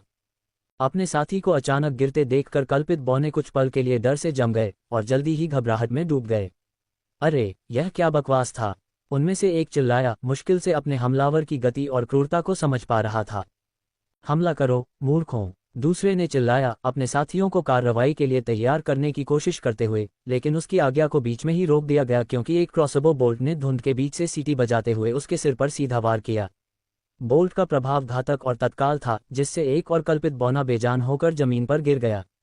अब शेष कल्पित बौने भय और गुस्से के मिश्रण में चिल्ला रहे थे। उन्हें एहसास हुआ कि उनके सामने असली खतरा बहुत देर से है।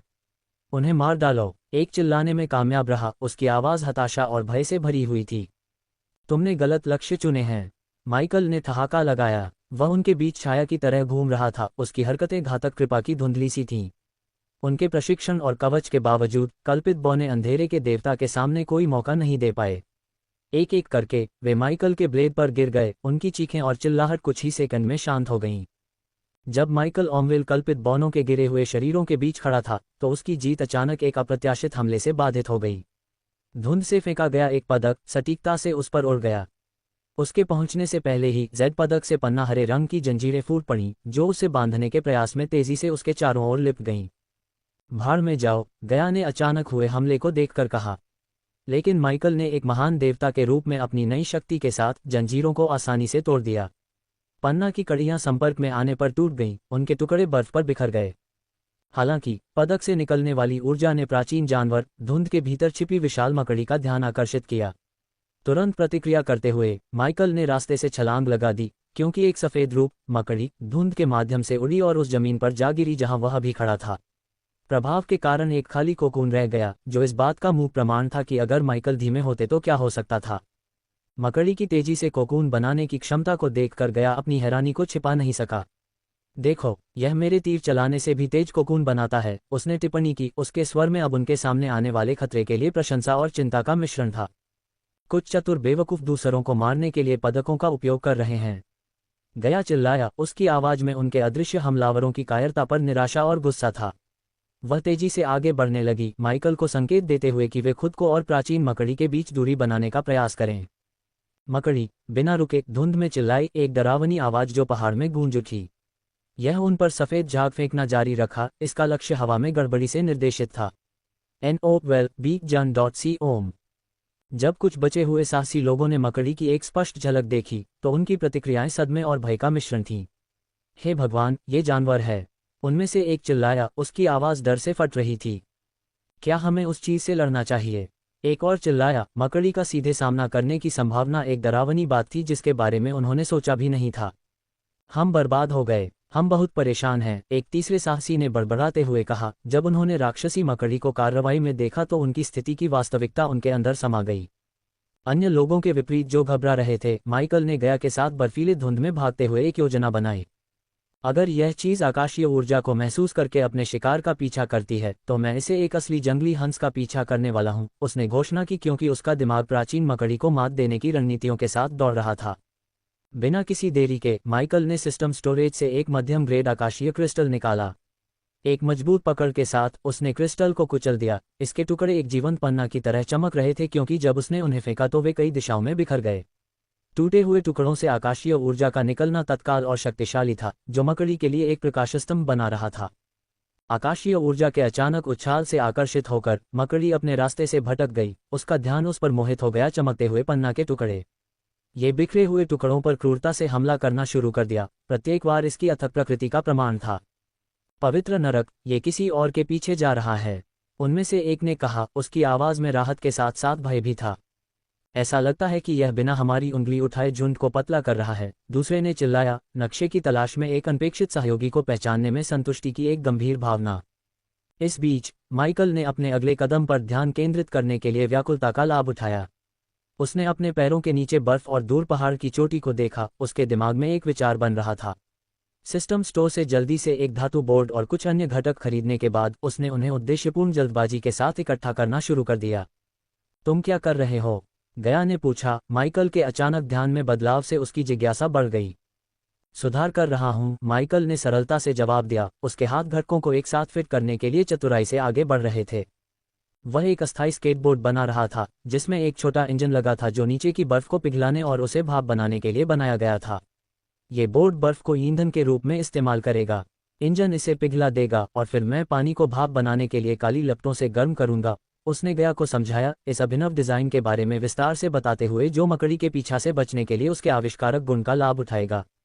इससे हमें वह गति मिल जाएगी जिसकी हमें उस मकड़ी से आगे निकलने और किसी और से पहले पहाड़ की चोटी पर पहुंचने के लिए जरूरत है, माइकल ने निष्कर्ष निकाला। स्केटबोर्ड अब पूरी तरह से इकट्ठा हो चुका था। यह एक शानदार कामचलाऊ चीज थी। इसकी काली धातु की सतह बर्फीले पहाड़ की पृष्ठभूमि में चमक रही थी। इस पर चढ़ो, माइकल ने एक आत्मविश्वास भरी मुस्कान के साथ कहा और बोर्ड पर चढ़ गया। हालांकि थोड़ा हिचकिचाते हुए, गया ने एक गहरी सांस ली और उसके पीछे कदम रखा और अपनी बाहों को उसकी कमर के चारों ओर कसकर लपेट लिया।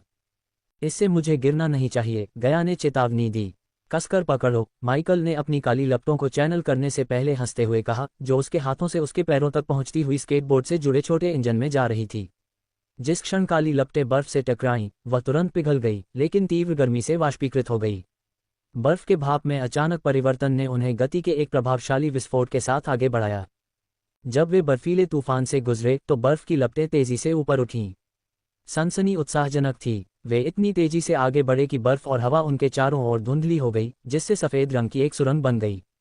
उनकी अचानक गति का विस्फोट तूफान से जूझ रहे अन्य साहसी लोगों द्वारा अनदेखा नहीं किया गया। क्या बकवास है, क्या तुमने वह देखा? एक ने कहा जब माइकल और गया उनके पास से तेजी से गुजरे, बर्फीली पृष्ठभूमि के खिलाफ एक धुंधली सी तस्वीर। क्या वह आकाशीय ऊर्जा का उपयोग कर रहा है? वह उस लानत मकड़ी से कैसे नहीं मारा जा रहा है? एक और चिल्लाया। भ्रम और ईर्ष्या उसकी आवाज को रंग दे रही थी क्योंकि उसने जोड़ी को दूर में गायब होते देखा। वे एक बोर्ड पर उड़ रहे हैं। एक और चिल्लाया, उस दिशा की ओर इशारा करते हुए जिस दिशा में माइकल और गया गायब हो गए थे। अध्याय 1227 असली कालकोठरी मालिक। जब वे माइकल के अस्थायी स्केटबोर्ड पर बर्फीले परिदृश्य में उड़ रहे थे तो गया उनके पीछे संघर्ष कर रहे अन्य साहसी लोगों को ताना मारने और उनका मजाक उड़ाने का अवसर नहीं छोड़ सका। अरे, तुम धीमे धीमे साथ चलने की कोशिश करो, उसने चिल्लाकर कहा। उसकी आवाज में मजाक और मनोरंजन दोनों थे। शायद अगर तुम इतने जोकर नहीं होते तो तुम पहले इस बारे में सोचते। उसकी हंसी ठंडी हवा में साफ सुनाई दे रही थी। यात्रा के उनके अपरंपरागत तरीके के रोमांच ने उसके उत्साह को और भी बढ़ा दिया। उनकी तेज चढ़ाई को देखकर अन्य साहसी लोग अपनी निराशा और ईर्ष्या को छिपा नहीं सके। प्राचीन जानवर को आकर्षित किए बिना मंत्रों का उपयोग करने के साधनों की कमी के कारण कुछ ने माइकल और गया को मारने के निरर्थक प्रयास में छोटी बर्फ की गेंदें फेंकना शुरू कर दिया। ये लो, तुम दिखावा करने वाले, उनमें से एक ने चिल्लाया। उसकी बर्फ की गेंद अपने इच्छित लक्ष्यों से बहुत दूर जा गिरी। हताशा में फेंकी गई बर्फ की गेंदें और उनके तेज गति से चलने वाले लक्ष्यों को मारने की कोई वास्तविक उम्मीद न होने के कारण यह एक दयनीय प्रतिक्रिया थी जिसने गया को और अधिक खुश कर दिया। तुम्हें लगता है कि तुम बहुत चतुर हो, है ना? दूसरे ने चिल्लाया। उसकी आवाज में चिड़चिड़ाहट और हार थी क्योंकि उनकी यात्रा को बाधित करने का उसका अपना प्रयास बुरी तरह विफल हो गया था। इन जोकरों को देखो जो हमें बर्फ की गेंदों से मारने की कोशिश कर रहे हैं। गया ने हंसते हुए तमाशा का पूरा आनंद लिया। इस गति से हम कुछ ही समय में शीर्ष पर पहुंच जाएंगे। माइकल ने गया के तानों पर केवल मुस्कुराया, उनकी गति और दिशा को बनाए रखने पर ध्यान केंद्रित किया।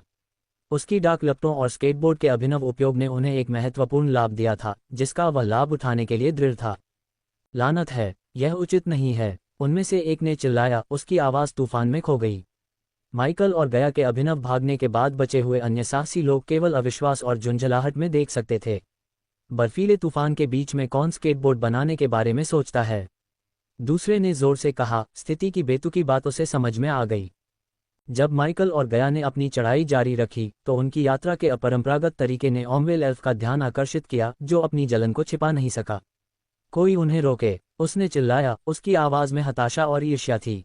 जोड़े को शिखर की ओर सहजता से बढ़ते देखना उसके लिए असहनीय था, खासकर जब वह घोंघे की गति से बर्फ में आगे बढ़ रहा था। जिन लोगों ने पहले माइकल और गया का सामना किया था और उनके माथे पर मोबस का चमकीला हरा निशान था, वे उन्हें जल्दी पहचान गए। ये वे हैं, वे कमीने इस अभिशाप के लिए जिम्मेदार हैं। उनमें से एक ने उनकी दिशा में आक्रामक तरीके से इशारा करते हुए चिल्लाया। ये निशान उनके पिछले मुठभेड़ की लगातार याद दिलाता था जिससे उनका गुस्सा और हताशा बढ़ रही थी। हाँ, उनके लिए धन्यवाद, हम पर विपत्तियों के देवता ने मौत की मुहर लगा दी है। दूसरे ने कड़वाहट से कहा। ठंड ने उसके गुस्से की गर्मी को कम करने में कोई मदद नहीं की। मिली जुली प्रतिक्रियाओं में माली के क्रोध और मिनोटॉर के कहर से बाल बाल बचे साहसी लोगों के एक समूह ने माइकल को देखकर अपना अविश्वास व्यक्त किया। क्या यह अंधेरे का देवता नहीं है जिसे फंसाने के बारे में माली ने डींग मारी थी? एक ने दूसरे से फुसफुसाते हुए कहा। उनकी आवाज में डर और आश्चर्य का मिश्रण था। अरे ये वही है, उसे उस पेंडोरा के बॉक्स में फंसा हुआ माना जाता है, एक और साहसी ने जवाब दिया। उसकी आंखें सदमे से चौड़ी हो गईं। यह एहसास कि देवी माली ने दावा किया था कि उसने उसे वश में कर लिया है, अब एक अस्थायी स्केटबोर्ड पर उनके पास से फिसल रहा था, समझना मुश्किल था। माली ने उसे पकड़ लिया और अब वह यहाँ है। वह कैसे बच गया? एक और ने जोर से सवाल किया, चौंकाने वाली घटनाओं को एक साथ जोड़ने की कोशिश करते हुए। उनका क्या इसका मतलब यह है कि माली विफल हो गई? क्या हम उसकी वजह से बर्बाद हो गए? एक तीसरे साहसी ने सवाल किया। जब माइकल और गया अपने शानदार उपकरण पर सवार होकर बर्फीले तूफान से गुजर रहे थे तो उनके ऊपर चढ़ने को देखने वाले साहसी लोगों की भीड़ में लिसांद्रा और अल्वियन भी थे, जो माली और मिनोटॉर के चंगुल से बाल बाल बच गए थे। जोड़े को देखते ही अल्वियन लिसांद्रा की ओर मुड़ा, उसके चेहरे पर भ्रम और अविश्वास साफ झलक रहा था। आखिर वह पेंडोरा के बक्से से कैसे बाहर निकल गया? अल्वियन ने लिसांद्रा से बड़बड़ाते हुए कहा। उसकी आवाज में घबराहट और विस्मय का मिश्रण था। इस तरह के जाल से बच निकलना असंभव लग रहा था, खासकर तब जब माली ने उनके सामने अंधेरे के देवता को फंसाया हुआ था। लिसांद्रा और अल्वियन दोनों ही देवी माली और राक्षसी मिनोटॉर के साथ अपने करीबी मुठभेड़ से अभी भी सदमे में थे, और अब अंधेरे के पौराणिक देवता को बर्फीले इलाके में आसानी से नेविगेट करते हुए देखना उनके पहले से ही अशांत दिन में सदमे की एक और परत जोड़ गया। अल्वियन का सवाल सुनकर लिसांद्रा ने थकी हुई सांस ली। उसकी सांस ठंडी हवा में बादल बना रही थी। ऐसा लगता है कि वह उन नियमों के अनुसार नहीं खेलता है जिनका हम देवताओं के साथ आदी हैं, उसने माइकल की हरकतों और उनके निहितार्थों को समझने की कोशिश करते हुए कहा। उसकी टिप्पणी इस बढ़ते एहसास को दर्शाती है कि अंधेरे के देवता एक अलग स्तर पर काम करते हैं जिसकी उन्हें अपेक्षा करने के लिए सिखाया गया था। इस पेचीदा खेल में जो देवता खेलते हैं हमेशा हम नश्वर ही मोहरे बनकर रह जाते हैं, अपनी जान जोखिम में डालते हैं, उसने कहा। उसकी आवाज में कड़वाहट थी। उसके शब्दों की सच्चाई हवा में भारी थी। देवताओं और उनकी पूजा करने वालों के बीच शक्ति असंतुलन की एक कठोर याद दिलाती है। मैं बस उम्मीद करता हूं कि वे पहले उस नक्शे तक पहुंचें और हमें इस दुष्स्वप्न से बाहर निकालने का कोई रास्ता खोजें। अल्वियन ने सिर हिलाया क्योंकि उसकी नज़र उस दूरी पर टिकी थी जहां माइकल और गया गायब हो गए थे। इससे पहले कि वह लानत मकड़ी ये तय करे कि हम उसका अगला भोजन हैं, उसने चिंता के साथ कहा। जैसे ही माइकल और गया बर्फीली हवाओं को चीरते हुए आगे बढ़ रहे थे, माइकल के एपीस में अचानक से हलचल मच गई। ये सही समय नहीं है, पिंक, माइकल ने अपनी अनिश्चित गति को बनाए रखने की कोशिश करते हुए कहा। हालांकि पिंक की आवाज़ एपीस से असामान्य गंभीरता के साथ आए। यह महत्वपूर्ण है, उसने जोर देकर कहा, जिससे माइकल ने अपनी तेज गति को थोड़ा धीमा कर दिया। ये संकेत था कि वह समय के बावजूद सुनने के लिए तैयार था। अपने ईयरपीस से संचार को ट्यून करते हुए गया ने आग्रह किया। बोलो पिंक, क्या हो रहा है? मैंने सेराफिन के कुछ क्रिस्टल को हैक करने के बाद उन्हें खोदा है और मुझे पता चला है कि सिल्वेरिस वह चरित्र नहीं है जिसका वह दावा करता है। उसने कुख्यात चोर और इस कालकोठरी के निर्माता के बारे में अधिक जानकारी प्रकट करना शुरू किया। माइकल अब पूरी तरह से चौकन्ना हो गया। उसने पूछा, तुम्हारा क्या मतलब है? जबकि वह चोरी के देवता वेलोरिक्स का देवदूत होने का दावा करता है और कीमती सामान, जानवर और कलाकृतियां चुराने पर गर्व करता है। मुझे रिकॉर्ड मिले हैं जो बताते हैं कि सिल्वेरिस का एक और भी गहरा शौक है। वह सिर्फ भौतिक खजाने नहीं चुराता, वह आत्माएं भी चुराता है। पिंक ने खुलासा किया, जिससे माइकल और गाय दोनों चौंक गए। इस खुलासे से उनकी रीढ़ में सिहरन दौड़ गई। पिंक के निष्कर्षों की गंभीरता का उन्हें एहसास हुआ। क्या उसने अभी कहा कि वह आत्माएं चुराता है? गाय ने आश्चर्य और अविश्वास के मिश्रण के साथ पूछा। पिंक ने जो खुलासा किया उसके बाद गाय को प्रतिक्रिया करने में कुछ पल लगे।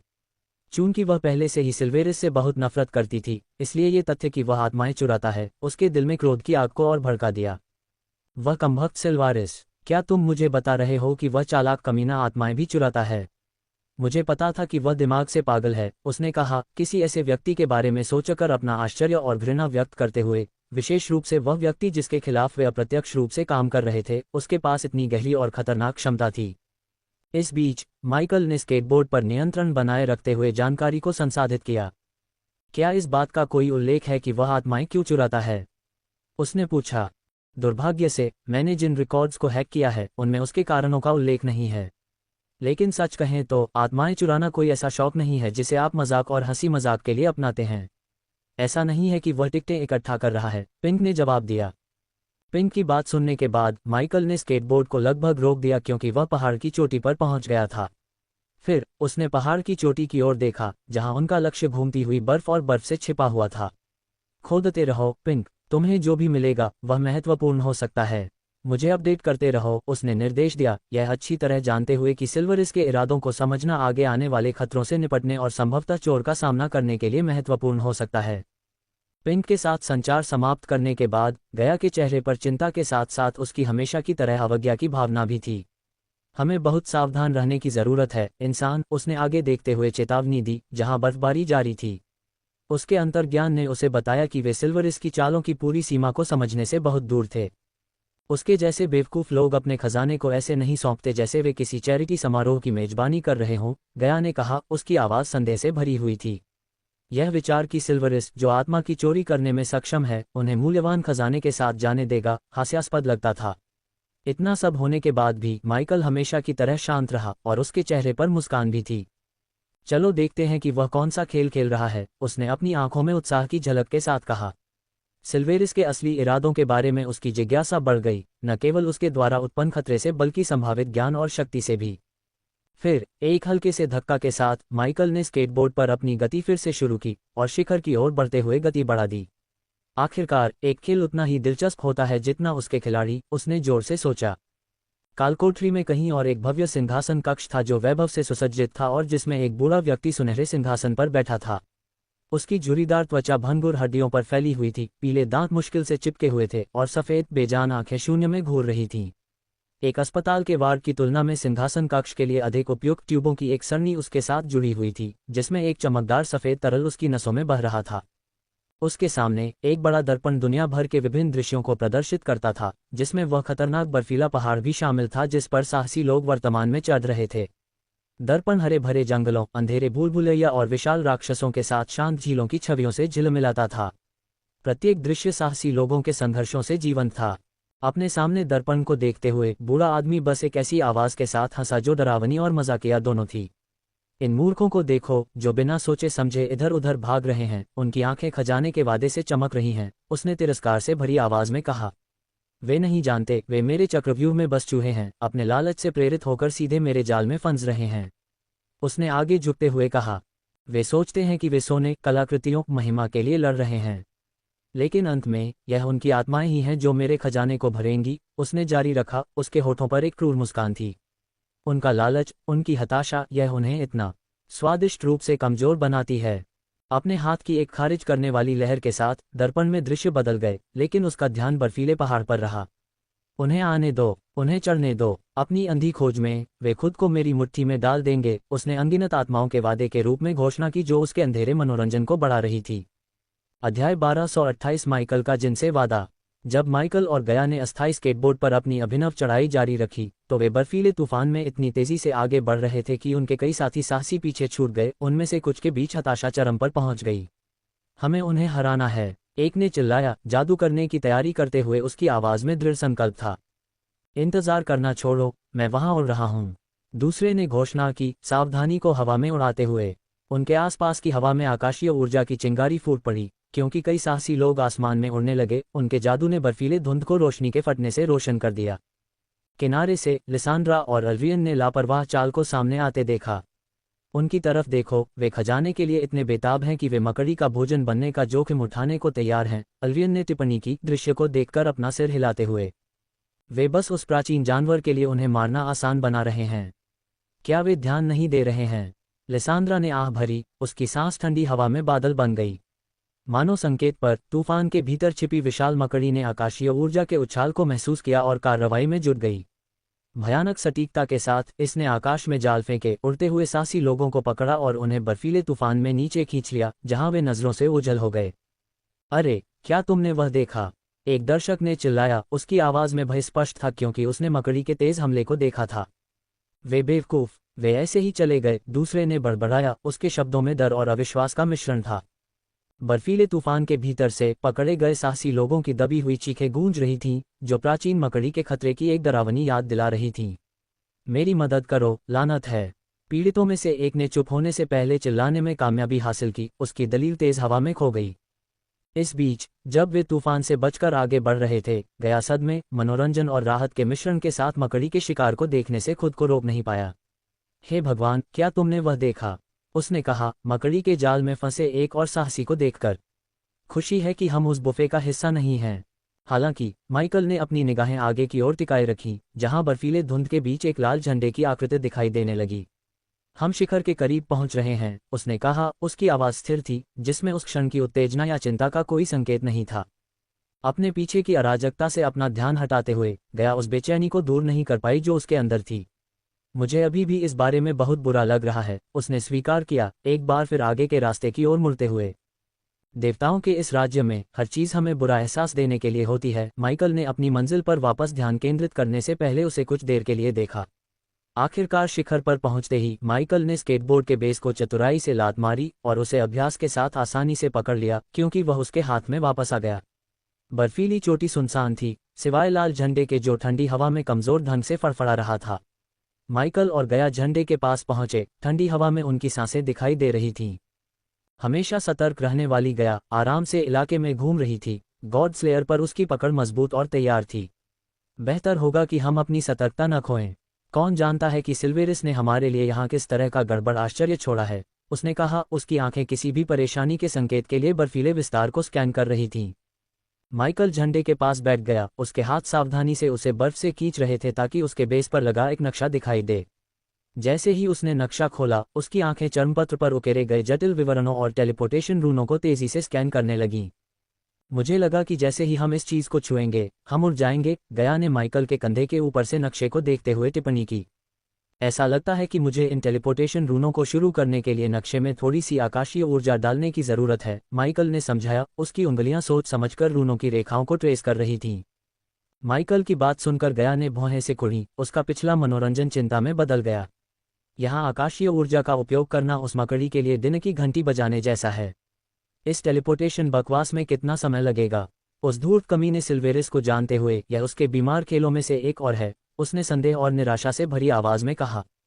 ये जोखिम भरा है, लेकिन यहाँ रहना भी कोई विकल्प नहीं है।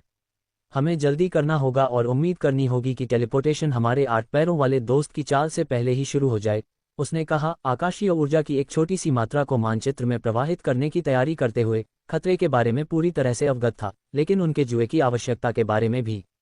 अचानक शिखर का शांत तनाव बिखर गया जब जिन पतली हवा से गया के पीछे प्रकट हुआ, एक लाल खंजर को उसके गले पर मजबूती से दबाते हुए। गया की तत्काल प्रतिक्रिया आश्चर्य और क्रोध का मिश्रण थी। तुम धूर्त मादरचौद, उसने कहा, उसकी आवाज में जहर भरा हुआ था। मुझे पता है कि तुम कौन हो, लेकिन मुझे वह नक्शा चाहिए, उसने कहा। खंजर की धार ठंडी रोशनी में अशुभ रूप से चमक रही थी। जिनकी आवाज शांत लेकिन दृढ़ थी, क्योंकि उसने माइकल से अपनी आंखें नहीं हटाईं। माइकल धीरे धीरे खड़ा हुआ। उसकी आंखें गहरे काले रंग की होने लगीं, जो उसके बढ़ते गुस्से और शक्ति का स्पष्ट संकेत था। गया के गले पर खंजर की दृष्टि उसे आगे की ओर धकेलने के लिए पर्याप्त थी। कगार पर गया के गले पर ब्लेड होने के बावजूद वह हमेशा की तरह विद्रोही बनी रही। तुम्हें बिल्कुल भी अंदाजा नहीं है कि तुम किस तरह की मुसीबत में फंसने जा रहे हो, उसने चेतावनी देते हुए उसकी गलती की गंभीरता को बताने की कोशिश की। NOWELL-BEACON अपनी संयमता बनाए रखते हुए लेकिन अपनी आवाज में एक गहरी तीव्रता के साथ माइकल ने जिनको सीधे संबोधित किया।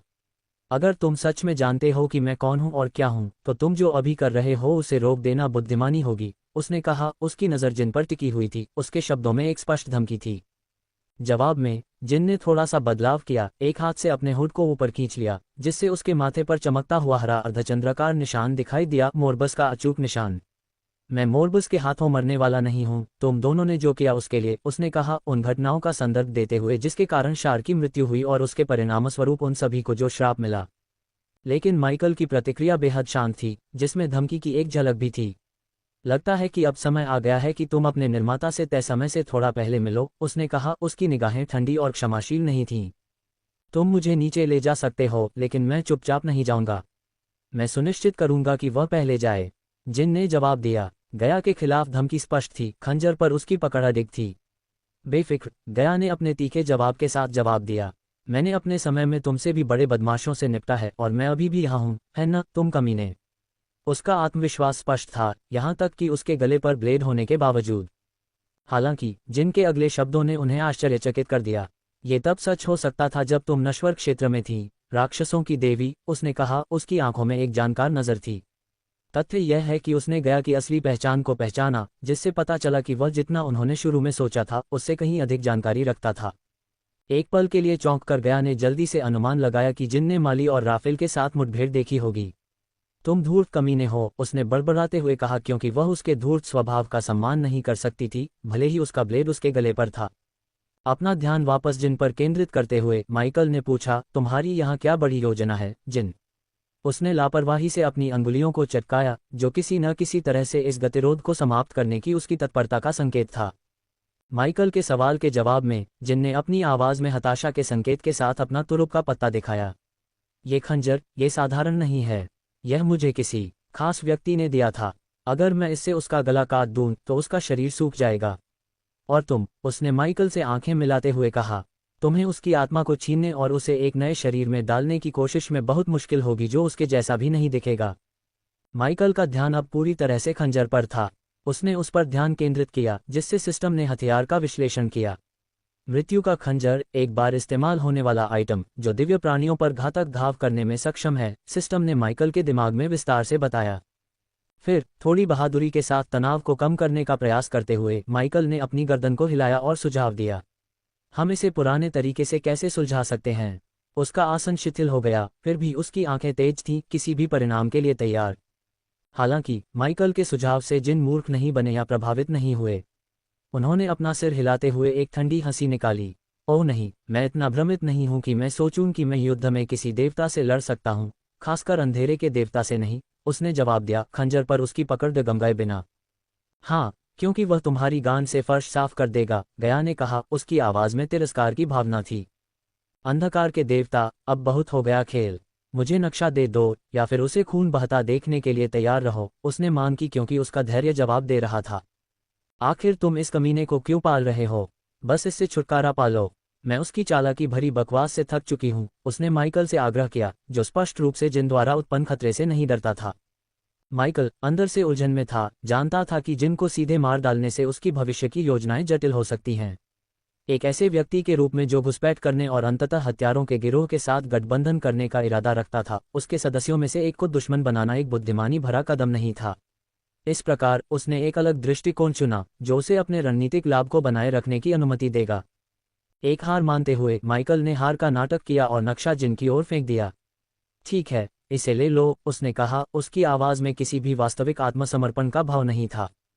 इस आदान प्रदान पर गया की भौहें गहरी हो गईं, लेकिन जैसे ही उसने माइकल की नज़र पकड़ी, वह उसकी चाल समझ गई। माइकल ने संभवतः नक्शे के विवरण को याद कर लिया था और इसे जिन को सौंपकर वे बहुत कुछ नहीं खो रहे थे। इसके अलावा नक्शे पर जिन की निर्भरता और आकाशीय ऊर्जा के माध्यम से इसकी सक्रियता केवल प्राचीन को आकर्षित करेगी। जानवर का ध्यान अपनी ओर आकर्षित करने के लिए बिना उंगली उठाए खुद को और भी खतरे में डाल दिया।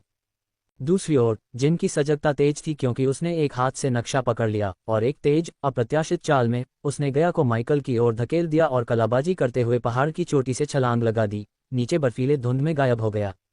उसके भागने की अचानकता ने उसके पीछे एक क्षणिक सन्नाटा छोड़ दिया। माइकल ने गया को आसानी से पकड़ लिया, उसे लड़खड़ाने से पहले संभाल लिया।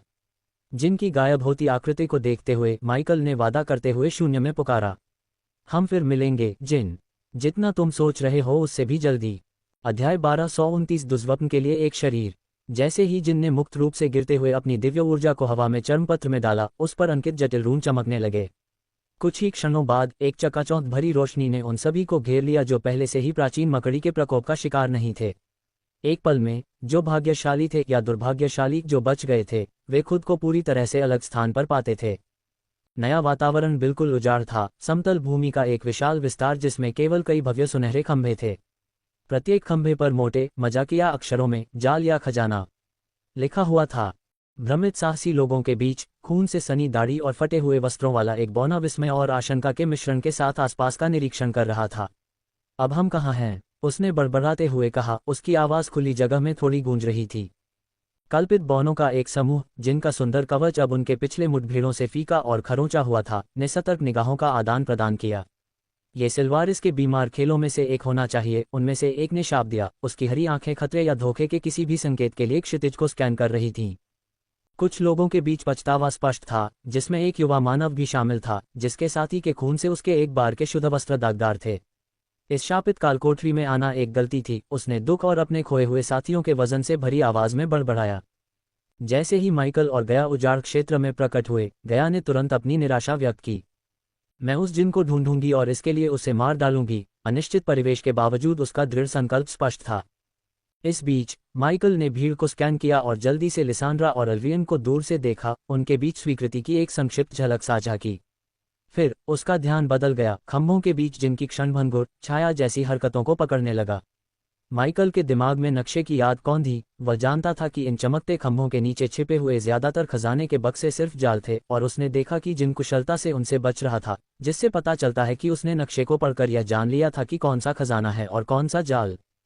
उनके आसपास कुछ साहसी लोग सावधानी से खंभों के पास जाने लगे। उनकी हरकतें झिझक रही थीं, लेकिन संभावित धन के लालच से प्रेरित थीं। सिल्वारिस ने कहा कि हमें उस लानत के नक्शे की जरूरत है, या हम यहाँ अपनी जिंदगी के साथ जुआ खेल रहे हैं, एक साहसी ने अपने साथी से कहा। उसकी आवाज में उम्मीद और डर दोनों थे।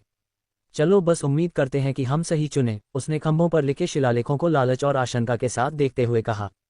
जैसे ही योगिनी ने सावधानी से हाथ बढ़ाया और खंभे को छुआ, वह पीसने की आवाज के साथ ऊपर की ओर बढ़ने लगा, जिससे नीचे एक चमकता हुआ खजाना दिखाई दिया। आसपास के साहसी लोगों ने अपनी सांस रोक ली, सुरक्षित दूरी बनाए रखने के लिए पीछे हट गए। उनकी आंखें सामने आ रहे दृश्य पर टिकी हुई थीं। बौनों का एक समूह जो थोड़ी दूर से देख रहा था, तनावपूर्ण स्थिति को हल्के में लेने लगा। मैं 10 सोने की शर्त लगाता हूं कि वह बुरी तरह मरेगा, एक बौने ने मजाक में कहा, जिससे उसके साथी घबरा गए। योगिनी ने टिप्पणियों को अनदेखा करते हुए धीरे से छाती का ढक्कन उठाते हुए फुसफुसाया, कृपया जाल न बने। उसके हाथ थोड़े कांप रहे थे, उसकी सतर्क हरकतों में प्रत्याशा और भय का मिश्रण स्पष्ट था। लेकिन खजाने की उम्मीद एक पल में ही खौफ में बदल गई। अचानक एक काला पंजा तेज और निर्दयी छाती से बाहर निकल गया। इससे पहले कि योगिनी प्रतिक्रिया कर पाती, उसने उसे पकड़ लिया और अंदर खींच लिया। हड्डियों के टूटने की आवाज थोड़ी देर के लिए गूंजी। इससे पहले कि छाती बंद हो गई, योगिनी की चीखें शांत हो गईं और वह अपनी निर्जीव अवस्था में लौट आई, जैसे कि कुछ हुआ ही न हो। बौने, जो कुछ क्षण पहले शर्त लगा रहे थे, अचानक घटनाओं के भयानक मोड़ से चुप हो गए। अरे, क्या तुमने वह देखा? एक बौने ने चिल्लाते हुए कहा। उसकी पहले की बहादुरी हवा में उड़ गई। दूसरे ने बस अपना सिर हिलाया, विश्वासघाती कालकोठरी के बारे में अपनी सांसों में शाप बुदबुदाते हुए। इस सदमे के बीच डर और निराशा से अभिभूत कुछ युवा साहसी फूट फूट कर रोने लगे। माँ, पिताजी, कृपया मुझे बचाने के लिए आएं, एक युवती ने चिल्लाते हुए कहा। उनकी स्थिति की वास्तविकता के कारण उसकी आवाज टूट गई। एक गंभीर अभिव्यक्ति के साथ दृश्य को देखते हुए अल्वियन अपने सिर को हिलाने से खुद को रोक नहीं सका। इस कालकोठरी ने उनकी आत्माओं को पूरी तरह से तोड़ दिया है। साहसिकों ने जो कुछ हुआ उसे देखने के बाद भीड़ विभाजित हो गई, जिसमें से कई ने घोषणा की कि वे एक और संदूक को छूने की हिम्मत नहीं करेंगे, जबकि अन्य अभी भी कुछ खजाने पर अपना हाथ रखना चाहते थे। मैं कुछ भी नहीं खोल रहा हूँ, यह इसके लायक नहीं है, एक साहसी ने घोषणा की। अगर हम उन्हें नहीं खोलते तो हम जो कुछ भी कर रहे हैं उसका क्या मतलब है? अफरा तफरी के बीच किसी ने दूर से जिन को देखा, जो एक खंभे को छूकर एक और खजाने का संदूक दिखा रहा था। क्या वह जिन है? भीड़ में से किसी ने आंखें सिकोड़ते हुए पूछा। समूह का ध्यान भटक गया। कुछ लोग जोर से सोच रहे थे कि क्या उसका भी वही हश्र होगा जो योगिनी का हुआ था, या क्या उसे वाकई खजाना मिल जाएगा। साहसिकों के मुख्य समूह से अपेक्षाकृत अलग खड़े माइकल और गया इस समय किसी की नज़र में नहीं आए। उनकी दूरी ने उन्हें खुद पर ध्यान आकर्षित किए बिना निरीक्षण करने की अनुमति दी, खासकर उन लोगों का जो अभी भी अपने कार्यों के कारण मोरबस के निशान को धारण किए हुए हैं। वे स्केटबोर्डिंग करने वाले बेवकूफ़ कहाँ हैं जिन्होंने हमें यह मोरबस का निशान दिया? एक बौना बड़बड़ाया, भीड़ में माइकल और गया को खोजते हुए। उसके साथियों ने सहमति में सिर हिलाया, उनकी हताशा स्पष्ट थी। उनकी जानकारी के बिना कुछ अन्य साहसी लोगों ने बौनों की शिकायतें सुनी और वे जिसे शाप दे रहे थे उसकी गंभीरता को समझते हुए कांप उठे। उन्हें पता ही नहीं है कि वे एक भगवान को बेवकूफ़ कह रहे हैं, एक ने दूसरे से फुसफुसाते हुए कहा। उनकी आवाज़ भय और विस्मय के मिश्रण से कांप रही थी। उनके शापों और शिकायतों को अनदेखा करते हुए माइकल ने अपनी नज़रें जिन पर रखीं और देखा कि जिन सावधानी से खजाने का संदूक खोल रहा है। आसपास के साहसी लोगों पर एक खामोशी छा गई, क्योंकि वे देख रहे थे कि कुछ बुरा होने वाला है। लेकिन उन्हें आश्चर्य हुआ कि जिन को भयानक भाग्य नहीं मिला, वह मरा नहीं, किसी ने कहा। उनकी आवाज़ में आश्चर्य और राहत का मिश्रण था। सभी को आश्चर्य हुआ कि जिन को संदूक की सामग्री में कोई दिलचस्पी नहीं थी। इसके बजाय उसने जल्दी से उसमें खोजबीन की, फिर दूसरे खंभे की ओर भागा, खजाने के संदूक को अछूता छोड़ दिया और अपने साथ कुछ भी नहीं ले गया। जिनको खजाने को अछूता छोड़ते देखकर दर्शक हैरान रह गए। क्या बकवास है, वह कुछ भी क्यों नहीं ले जा रहा है? साहसी लोगों में से एक ने बड़बड़ाया, जिनकी हरकतों को समझ नहीं पाया। एक अन्य साहसी ने अनुमान लगाया, शायद वह किसी खास चीज की तलाश में है, या शायद ये कोई और चाल है। जिनके अजीब व्यवहार को करीब से देखते हुए गया ने माइकल की ओर रुख किया, उसकी अंतर्ज्ञान ने काम करना शुरू कर दिया। मुझे लगता है कि वह हताश है, लेकिन किस लिए? इस बीच बिना किसी तत्काल खतरे के खुले खजाने की छाती को देखकर अन्य साहसी लोगों में उन्माद फैल गया। उनकी सावधानी जल्दी ही लालच में बदल गई, जिससे उजाड़ परिदृश्य में अराजकता फैल गई। भाड़ में जाओ, मैं अंदर जा रहा हूं, साहसी लोगों में से एक ने चिल्लाया। सावधानी को हवा में उड़ाते हुए वह छाती की ओर भागा। उसकी घोषणा ने दूसरों के लिए उत्प्रेरक का काम किया। अपना पिछवाड़ा हिलाओ या मैं तुम्हारे लिए इसे हिला दूंगा, एक और चिल्लाया। भीड़ को चीरते हुए खजाने की ओर भागा। उनकी आंखों में धन की संभावना चमक रही थी। ये दृश्य जल्दी ही एक मुक्त खेल में बदल गया, जिसमें साहसी लोग एक दूसरे से भिड़ गए, संभावित धन के सामने उनके गठबंधन भूल गए। वह सोना मेरा है, तुम लालची कमीने, किसी ने चिल्लाते हुए अपने हथियार को प्रतियोगियों से दूर करने के लिए घुमाया। मेरे रास्ते से हट जाओ, तुम कमीने, एक और साहसी ने जवाब दिया, दूसरों को क्रूर बल के साथ एक तरफ धकेलते हुए पहले संदूक तक पहुंचने के लिए दृढ़ संकल्पित। गया और माइकल ने दूर से देखा कि कैसे साहसी अराजकता में उतर गए। उनकी पिछली सावधानी लालच और खजाने के लालच के पक्ष में छोड़ दी गई। लेकिन अचानक गया की आंखों में शरारत चमक उठी और वह मुस्कुराते हुए माइकल की ओर मुड़ी। चलो इसे खुद लूटते हैं, उसने सुझाव दिया। उसकी आवाज में उत्साह साफ था। तुमने मेरे दिमाग को पढ़ लिया, माइकल ने एक समान मुस्कुराहट के साथ जवाब दिया और एक तेज गति से उसने गया को पकड़ लिया। अपने मंत्र को सक्रिय करते हुए उसने लाइटनिंग डैश का जादू किया, जिससे वे आगे बढ़ गए और उनके पीछे काली बिजली की किरणें चमकने लगीं। उसके मंत्र की शक्ति अन्य साहसी लोगों की शक्ति से कहीं अधिक थी, जिससे वे कुछ ही पलक झपकते ही खुली हुई संदूक तक पहुंच गए। बिना रुके अंदर की चीजों का निरीक्षण किए माइकल ने अपना हाथ छाती पर घुमाया और एक पल में उसकी चीजें गायब हो गईं, सुरक्षित रूप से उसके सिस्टम स्टोरेज में संग्रहित हो गईं। अचानक हुई इस घटना पर किसी का ध्यान नहीं गया। जो साहसी लोग छाती की ओर भाग रहे थे, वे तेजी से हो रही लूट को देखकर रुक गए। उनका मक्त स्केटबोर्डिंग करने वाले बदमाशों ने फिर से ऐसा किया, उनमें से एक ने दहाड़ते हुए कहा। उसकी आवाज में गुस्सा और अविश्वास की गूंज थी। धिक्कार है, हमें पता होना चाहिए था कि वे ऐसा कुछ करेंगे, एक अन्य ने हताशा में जमीन पर लात मारते हुए कहा, ये याद करते हुए कि कैसे माइकल और गया ने पहले उन्हें हरा दिया था। हालांकि भीड़ में एक बड़बड़ाहट फैल गई, क्योंकि कुछ साहसी जो माइकल को अंधेरे के देवता के रूप में पहचानने लगे थे, अपने रास्ते में रुक गए। रुको, वह वही है, अंधेरे का देवता, एक ने दूसरे से फुसफुसाते हुए कहा। उनकी आवाज में विस्मय और भय का मिश्रण था। क्या हम वास्तव में एक भगवान के साथ खिलवाड़ करने जा रहे हैं, खास तौर पर उसे? दूसरे ने सवाल किया। माइकल जैसे कद के किसी व्यक्ति से भिड़ने की समझदारी पर पुनर्विचार करते हुए उसके स्वर से आक्रामकता गायब हो गई। जबकि साहसी लोगों की भीड़ में तनाव बढ़ रहा था, जिनने अपनी अनोखी खोज जारी रखी, विधिपूर्वक खजाने की पेटियां खोली और एक भी वस्तु लिए बिना उन्हें पीछे छोड़ दिया। उसकी हरकतें एक रहस्य बनी रहीं, जिससे अंतिम स्तर का अराजक माहौल और भी बढ़ गया।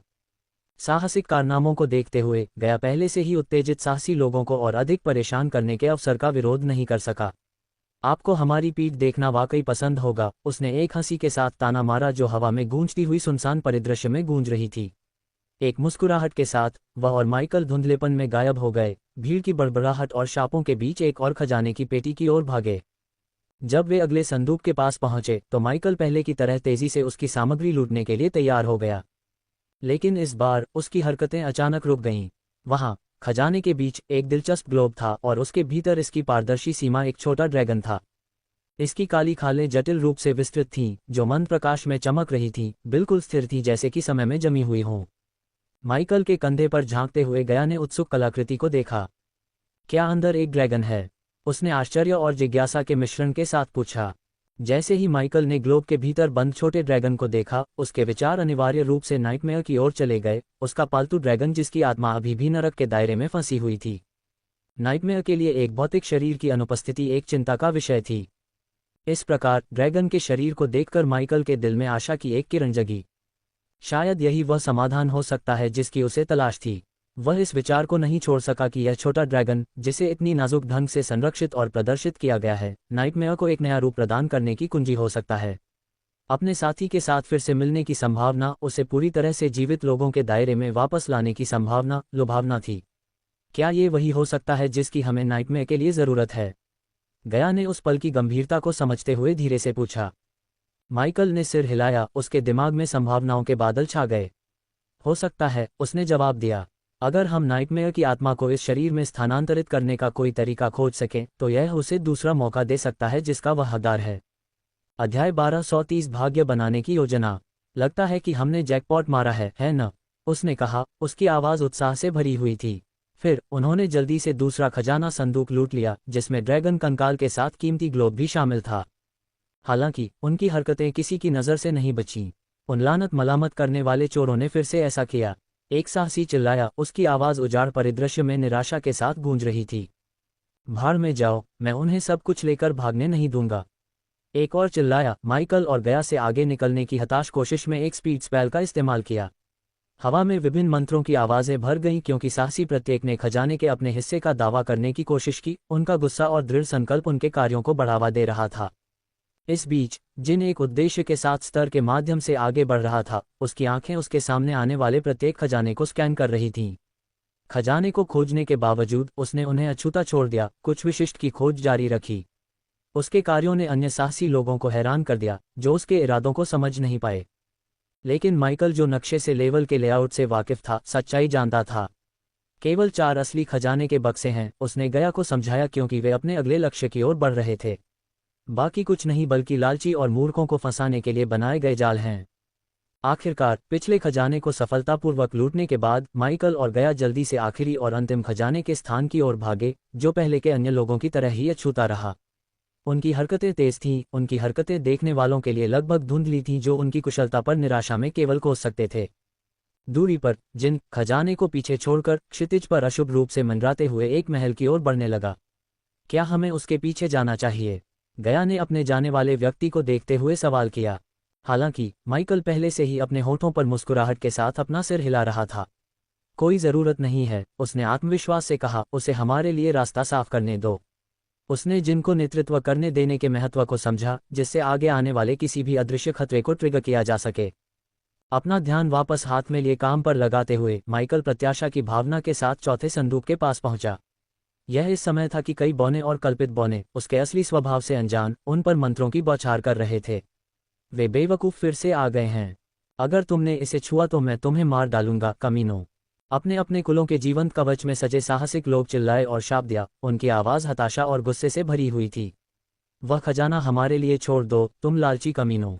कल्पित बौनों में से एक चिल्लाया, उसका मंत्र बिजली की एक चमकदार चाप की तरह सीधे उन पर निशाना साध रहा था। लेकिन माइकल बेफिक्र था, क्योंकि प्रतिक्रियाशील ढाल, एक हल्के नीले रंग की पारदर्शी बाधा, उसके चारों ओर जीवंत हो गई, आने वाले मंत्रों को सहजता से अवशोषित कर रही थी। संपर्क में आने पर जादू खत्म हो गया, जिससे वे पूरी तरह सुरक्षित रह गए और हमलावरों को और भी गुस्सा आ गया। जैसे जैसे जादूगर अपमान और शाप देते रहे, गया का ध्यान खजाने की पेटी के भीतर एक अजीबोगरीब वस्तु की ओर गया, एक हरे रंग की औषधि जिस पर मोरबस का अशुभ निशान था। अन्य खजानों के बीच इसे देखकर जिज्ञासा और चिंता का मिश्रण पैदा हुआ। अरे इंसान, इस पर एक नज़र डालो, उसने माइकल को पुकारा। उसकी आवाज़ में साजिश और सावधानी का मिश्रण था। औषधि की बारीकी से जांच करते हुए माइकल ने सिस्टम को त्वरित विश्लेषण के लिए प्रेरित किया।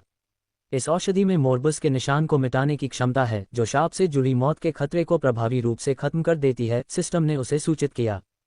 ये औषधि मोरबस के निशान को मिटा देती है, माइकल ने औषधि को अपने हाथ में घुमाते हुए कहा। जैसे ही गया ने उसके शब्द सुने, उसकी भौहें आश्चर्य और जिज्ञासा से ऊपर उठ गईं। वह उत्साह और अविश्वास के मिश्रण के साथ जवाब देने से खुद को रोक नहीं पाए। सच में, उसने कहा, तो फिर हमने यहाँ वाकई जैकपॉट मारा। इस बीच दूर से रोमांचकारी लोग चिल्लाना और शाप देना जारी रखते थे और मांग करते थे कि खजाने को उनके पास छोड़ दिया जाए। फिर भी माइकल बेफिक्र रहा। अगर मैं इस औषधि की नकल कर सकता हूँ तो हम बहुत पैसा कमा सकते हैं, उसने जोर से सोचा, पहले से ही अपने दिमाग में संभावित मुनाफे की गणना कर रहा था। तुम चालाक कमीने, गया उसकी चालाक योजना पर हंसे बिना नहीं रह सका। उसने अपना सिर हिलाते हुए कहा। हमेशा एक कदम आगे की सोचो, उसने प्रशंसा और सहमति के साथ कहा। आसपास के साहसी अभी भी अपमान कर रहे थे और व्यर्थ में जादू कर रहे थे, लेकिन वे जोड़ी को रोकने में विफल रहे। हमारे लिए कुछ छोड़ दो, तुम लालची कमीने, एक बौना चिल्लाया। उसकी आवाज़ हवा के झोंके के ऊपर मुश्किल से सुनाई दे रही थी। एक और योगिनी, जिसका जादू माइकल की ढाल के खिलाफ विफल हो रहा था, ने अपनी सांस के नीचे शाप दिया। यह उचित नहीं है। फिर भी माइकल और गया ने उन पर कोई ध्यान नहीं दिया। उनका ध्यान केवल हरे रंग की औषधि और उसमें निहित क्षमता पर था। फिर माइकल और गया ने जल्दी से सभी खजाने इकट्ठा किए और फिर हरे रंग की औषधि को सभी को दिखाने के लिए ऊपर उठाया। ये औषधि उन लोगों के लिए इलाज है जिन्हें मोरबस का निशान मिला है, माइकल ने घोषणा की। उसकी आवाज़ तनावपूर्ण माहौल को चाकू की तरह काट रही थी। पहले से ही अपने हमले पर आमादा साहसी अचानक रुक गए। उनकी हरकतें बंद हो गईं क्योंकि सभी की नज़रें उस पर केंद्रित थीं। माइकल के हाथ में औषधि। मोरबस द्वारा चिन्हित लोगों के बीच सदमे, अविश्वास और आशा की फुसफुसाहट फैलने लगी। क्या ये सच है? चिन्हित साहसी लोगों में से एक ने पूछा। उसकी आवाज़ में आशा की झलक थी। क्या हम वास्तव में ठीक हो सकते हैं? दूसरे ने दोहराया। हताशा स्पष्ट थी। इस बीच अभिशाप से चिन्हित न होने वाले लोगों ने अपनी उदासीनता व्यक्त की। खजाने के लिए उनकी मांगें लगातार जारी रहीं। हमें आपकी औषधि की परवाह नहीं है, लूट का माल सौंप दो, उनमें से एक ने चिल्लाया, लेकिन गया की हंसी से चुप हो गया। क्या तुम्हें सच में लगता है कि तुम हमसे मुकाबला कर सकते हो? उसने जवाब दिया। उसकी धमकी हवा में भारी रूप से लटकी हुई थी। जिन लोगों पर निशान नहीं था उनसे निपटने के लिए माइकल ने बस विंड ब्लास्ट का इस्तेमाल किया। शक्तिशाली झोंके ने आक्रामक साहसी लोगों को उनके पैरों से गिरा दिया, बिना किसी और टकराव की आवश्यकता के अपनी शक्ति का प्रदर्शन किया। जिन लोगों पर निशान है उनके पास अब इलाज का मौका है, उसने अपनी शक्ति की एक झलक दिखाने के बाद दृढ़ता से कहा। हम अनुचित नहीं हैं, हम औषधि बेचने को तैयार हैं। एक देवता के सामने खड़े होने के बावजूद अल्वियन अपने माथे पर अभी भी चमकते हुए मोरबस के निशान के साथ आगे बढ़ा। आपके पास केवल एक औषधि है, लेकिन हम में से कई लोगों के माथे पर यह निशान है, उन्होंने कहा। उनके बीच असहज शांति बनाए रखने के लिए माइकल की असली पहचान को उजागर नहीं करना चुना। मुझे इसे ठीक करने दो, माइकल ने अल्वियन के अवलोकन पर सिर हिलाया और कहा। फिर वह जल्दी से सिस्टम इंटरफेस में प्रवेश कर गया। उसकी कीमियागर कौशल अमूल्य साबित हुई क्योंकि उसने निर्धारित किया कि औषधि को दोहराने के लिए वास्तव में क्या आवश्यक था। कुछ ही क्षणों में उसने सिस्टम स्टोर में 500,000 बदमाश अंक खर्च किए और सभी आवश्यक सामग्री ले आया। जैसे ही उसने अपना हाथ हिलाया, उसके सामने एक मेज दिखाई दी जो विभिन्न सामग्रियों से लदी हुई थी। कुछ साहसी कीमिया सेटअप की अचानक उपस्थिति से हैरान सवाल किया, तुम क्या कर रहे हो? वह और अधिक इलाज तैयार करने जा रहा है, लिसांद्रा जो दृश्य को शांति से देख रही थी ने कहा। माइकल के बगल में खड़े होकर गया ने उन साहसी लोगों पर हंसी उड़ाई जिनके पास मोरबस का निशान नहीं था, लेकिन पहले से ही लूट के लिए उन पर हमला करने का इरादा था। मेरे पास पीछे हटने का एक आखिरी मौका है, इससे पहले कि मैं उन्हें बीमार कर दूं। उसने मोरबस द्वारा चिन्हित लोगों की ओर इशारा किया। तुम पर। उसके शब्दों में एक छिपी हुई धमकी थी जो आगे की आक्रामकता के परिणामों का संकेत दे रही थी। क्या तुम सच में ऐसा कर सकते हो? मोरबस के निशान वाले साहसी लोग अविश्वास में चिल्लाने लगे। हालांकि कुछ लोग जो माइकल की असली पहचान अंधेरे के देवता के रूप में जानते थे, वे संशय में रहे। हम एक देवता, खासकर अंधेरे के देवता के वचन पर कैसे भरोसा कर सकते हैं? उनमें से एक ने दबी हुई आवाज में कहा। हाँ, क्या वह अंधेरे का देवता नहीं है? अंधेरे से जुड़े किसी व्यक्ति पर भरोसा करना ऐसा कुछ नहीं है जो मैं करने को तैयार हूं। माइकल ने बड़बड़ाहट को अनदेखा किया और अपनी काली लपटों को जगाया। उन्हें हरी लपटों से छिपाने की जहमत नहीं उठाई जैसा कि वह हमेशा करता था। उसने अपने हाथों के ऊपर मडराती लौ पर सामग्री फेंकना शुरू कर दिया। काली लपटों को करीब से देखकर अल्वियन खुद को रोक नहीं पाया और बुदबुदाया, सुंदर। काली लपटों द्वारा प्रदान की गई गर्मी के तहत सामग्री धीरे धीरे रंगीन मोतियों में बदल गई जो लपटों के ऊपर तैरती रहीं, अंततः हरे तरल के बूंदों में विलीन हो गईं। जब गया इस प्रक्रिया को देख रही थी तो उसे पता था कि इलाज लगभग तैयार है। जिनके पास निशान है वे लाइन में लग जाएं और अपने स्पेस रिंग्स को खाली करने के लिए तैयार हो जाएं। वह हंसी, चिन्हित साहसी लोगों के बीच उत्सुकता और हताशा को महसूस करते हुए। फिर भी बिना निशान वाले कुछ साहसी अभी भी माइकल और गया द्वारा लूटे गए खजाने को पाने के लिए लालच में थे। उन्होंने आगे की ओर दौड़ लगाई, ये सोचकर कि वे उन पर हावी हो सकते हैं। गया ने उन्हें आगे बढ़ते देखा, चिन्हित साहसी लोगों की ओर मुड़ा। अगर तुम्हें इलाज चाहिए तो उन्हें नीचे उतारो। उसके शब्दों ने तत्काल कार्रवाई को प्रेरित किया, क्योंकि इलाज के लिए बेताब लोग मोक्ष के अपने मौके की रक्षा के लिए तैयार थे। इलाज के वादे से प्रेरित होकर चिन्हित साहसी लोग एकजुट हो गए, क्योंकि उनकी हताशा दृढ़ संकल्प में बदल गई। तुम वह नहीं ले रहे हो जो हमारा है। बिना निशान वाले साहसी लोगों में से एक ने दहाड़ते हुए चिन्हित समूह की ओर एक जादू चलाया। पीछे हटो, नहीं तो पछताओगे, एक चिन्हित साहसी ने जवाब दिया। उसकी आवाज़ दृढ़ संकल्प और इलाज का मौका खोने के डर से भरी हुई थी। मंत्रों के टकराव और झूलते हथियारों के बीच युद्ध की चीखें हवा में भर गईं, जो शापों की आवाज़ के साथ मिल गईं। इलाज के लिए, एक महिला चिल्लाई और आगे बढ़ी। उसकी आंखों में उसका दृढ़ संकल्प साफ दिख रहा था। तुम्हें पहले मुझसे होकर गुजरना होगा, एक और चिल्लाया, हमले के खिलाफ अपनी जमीन पर खड़ा था।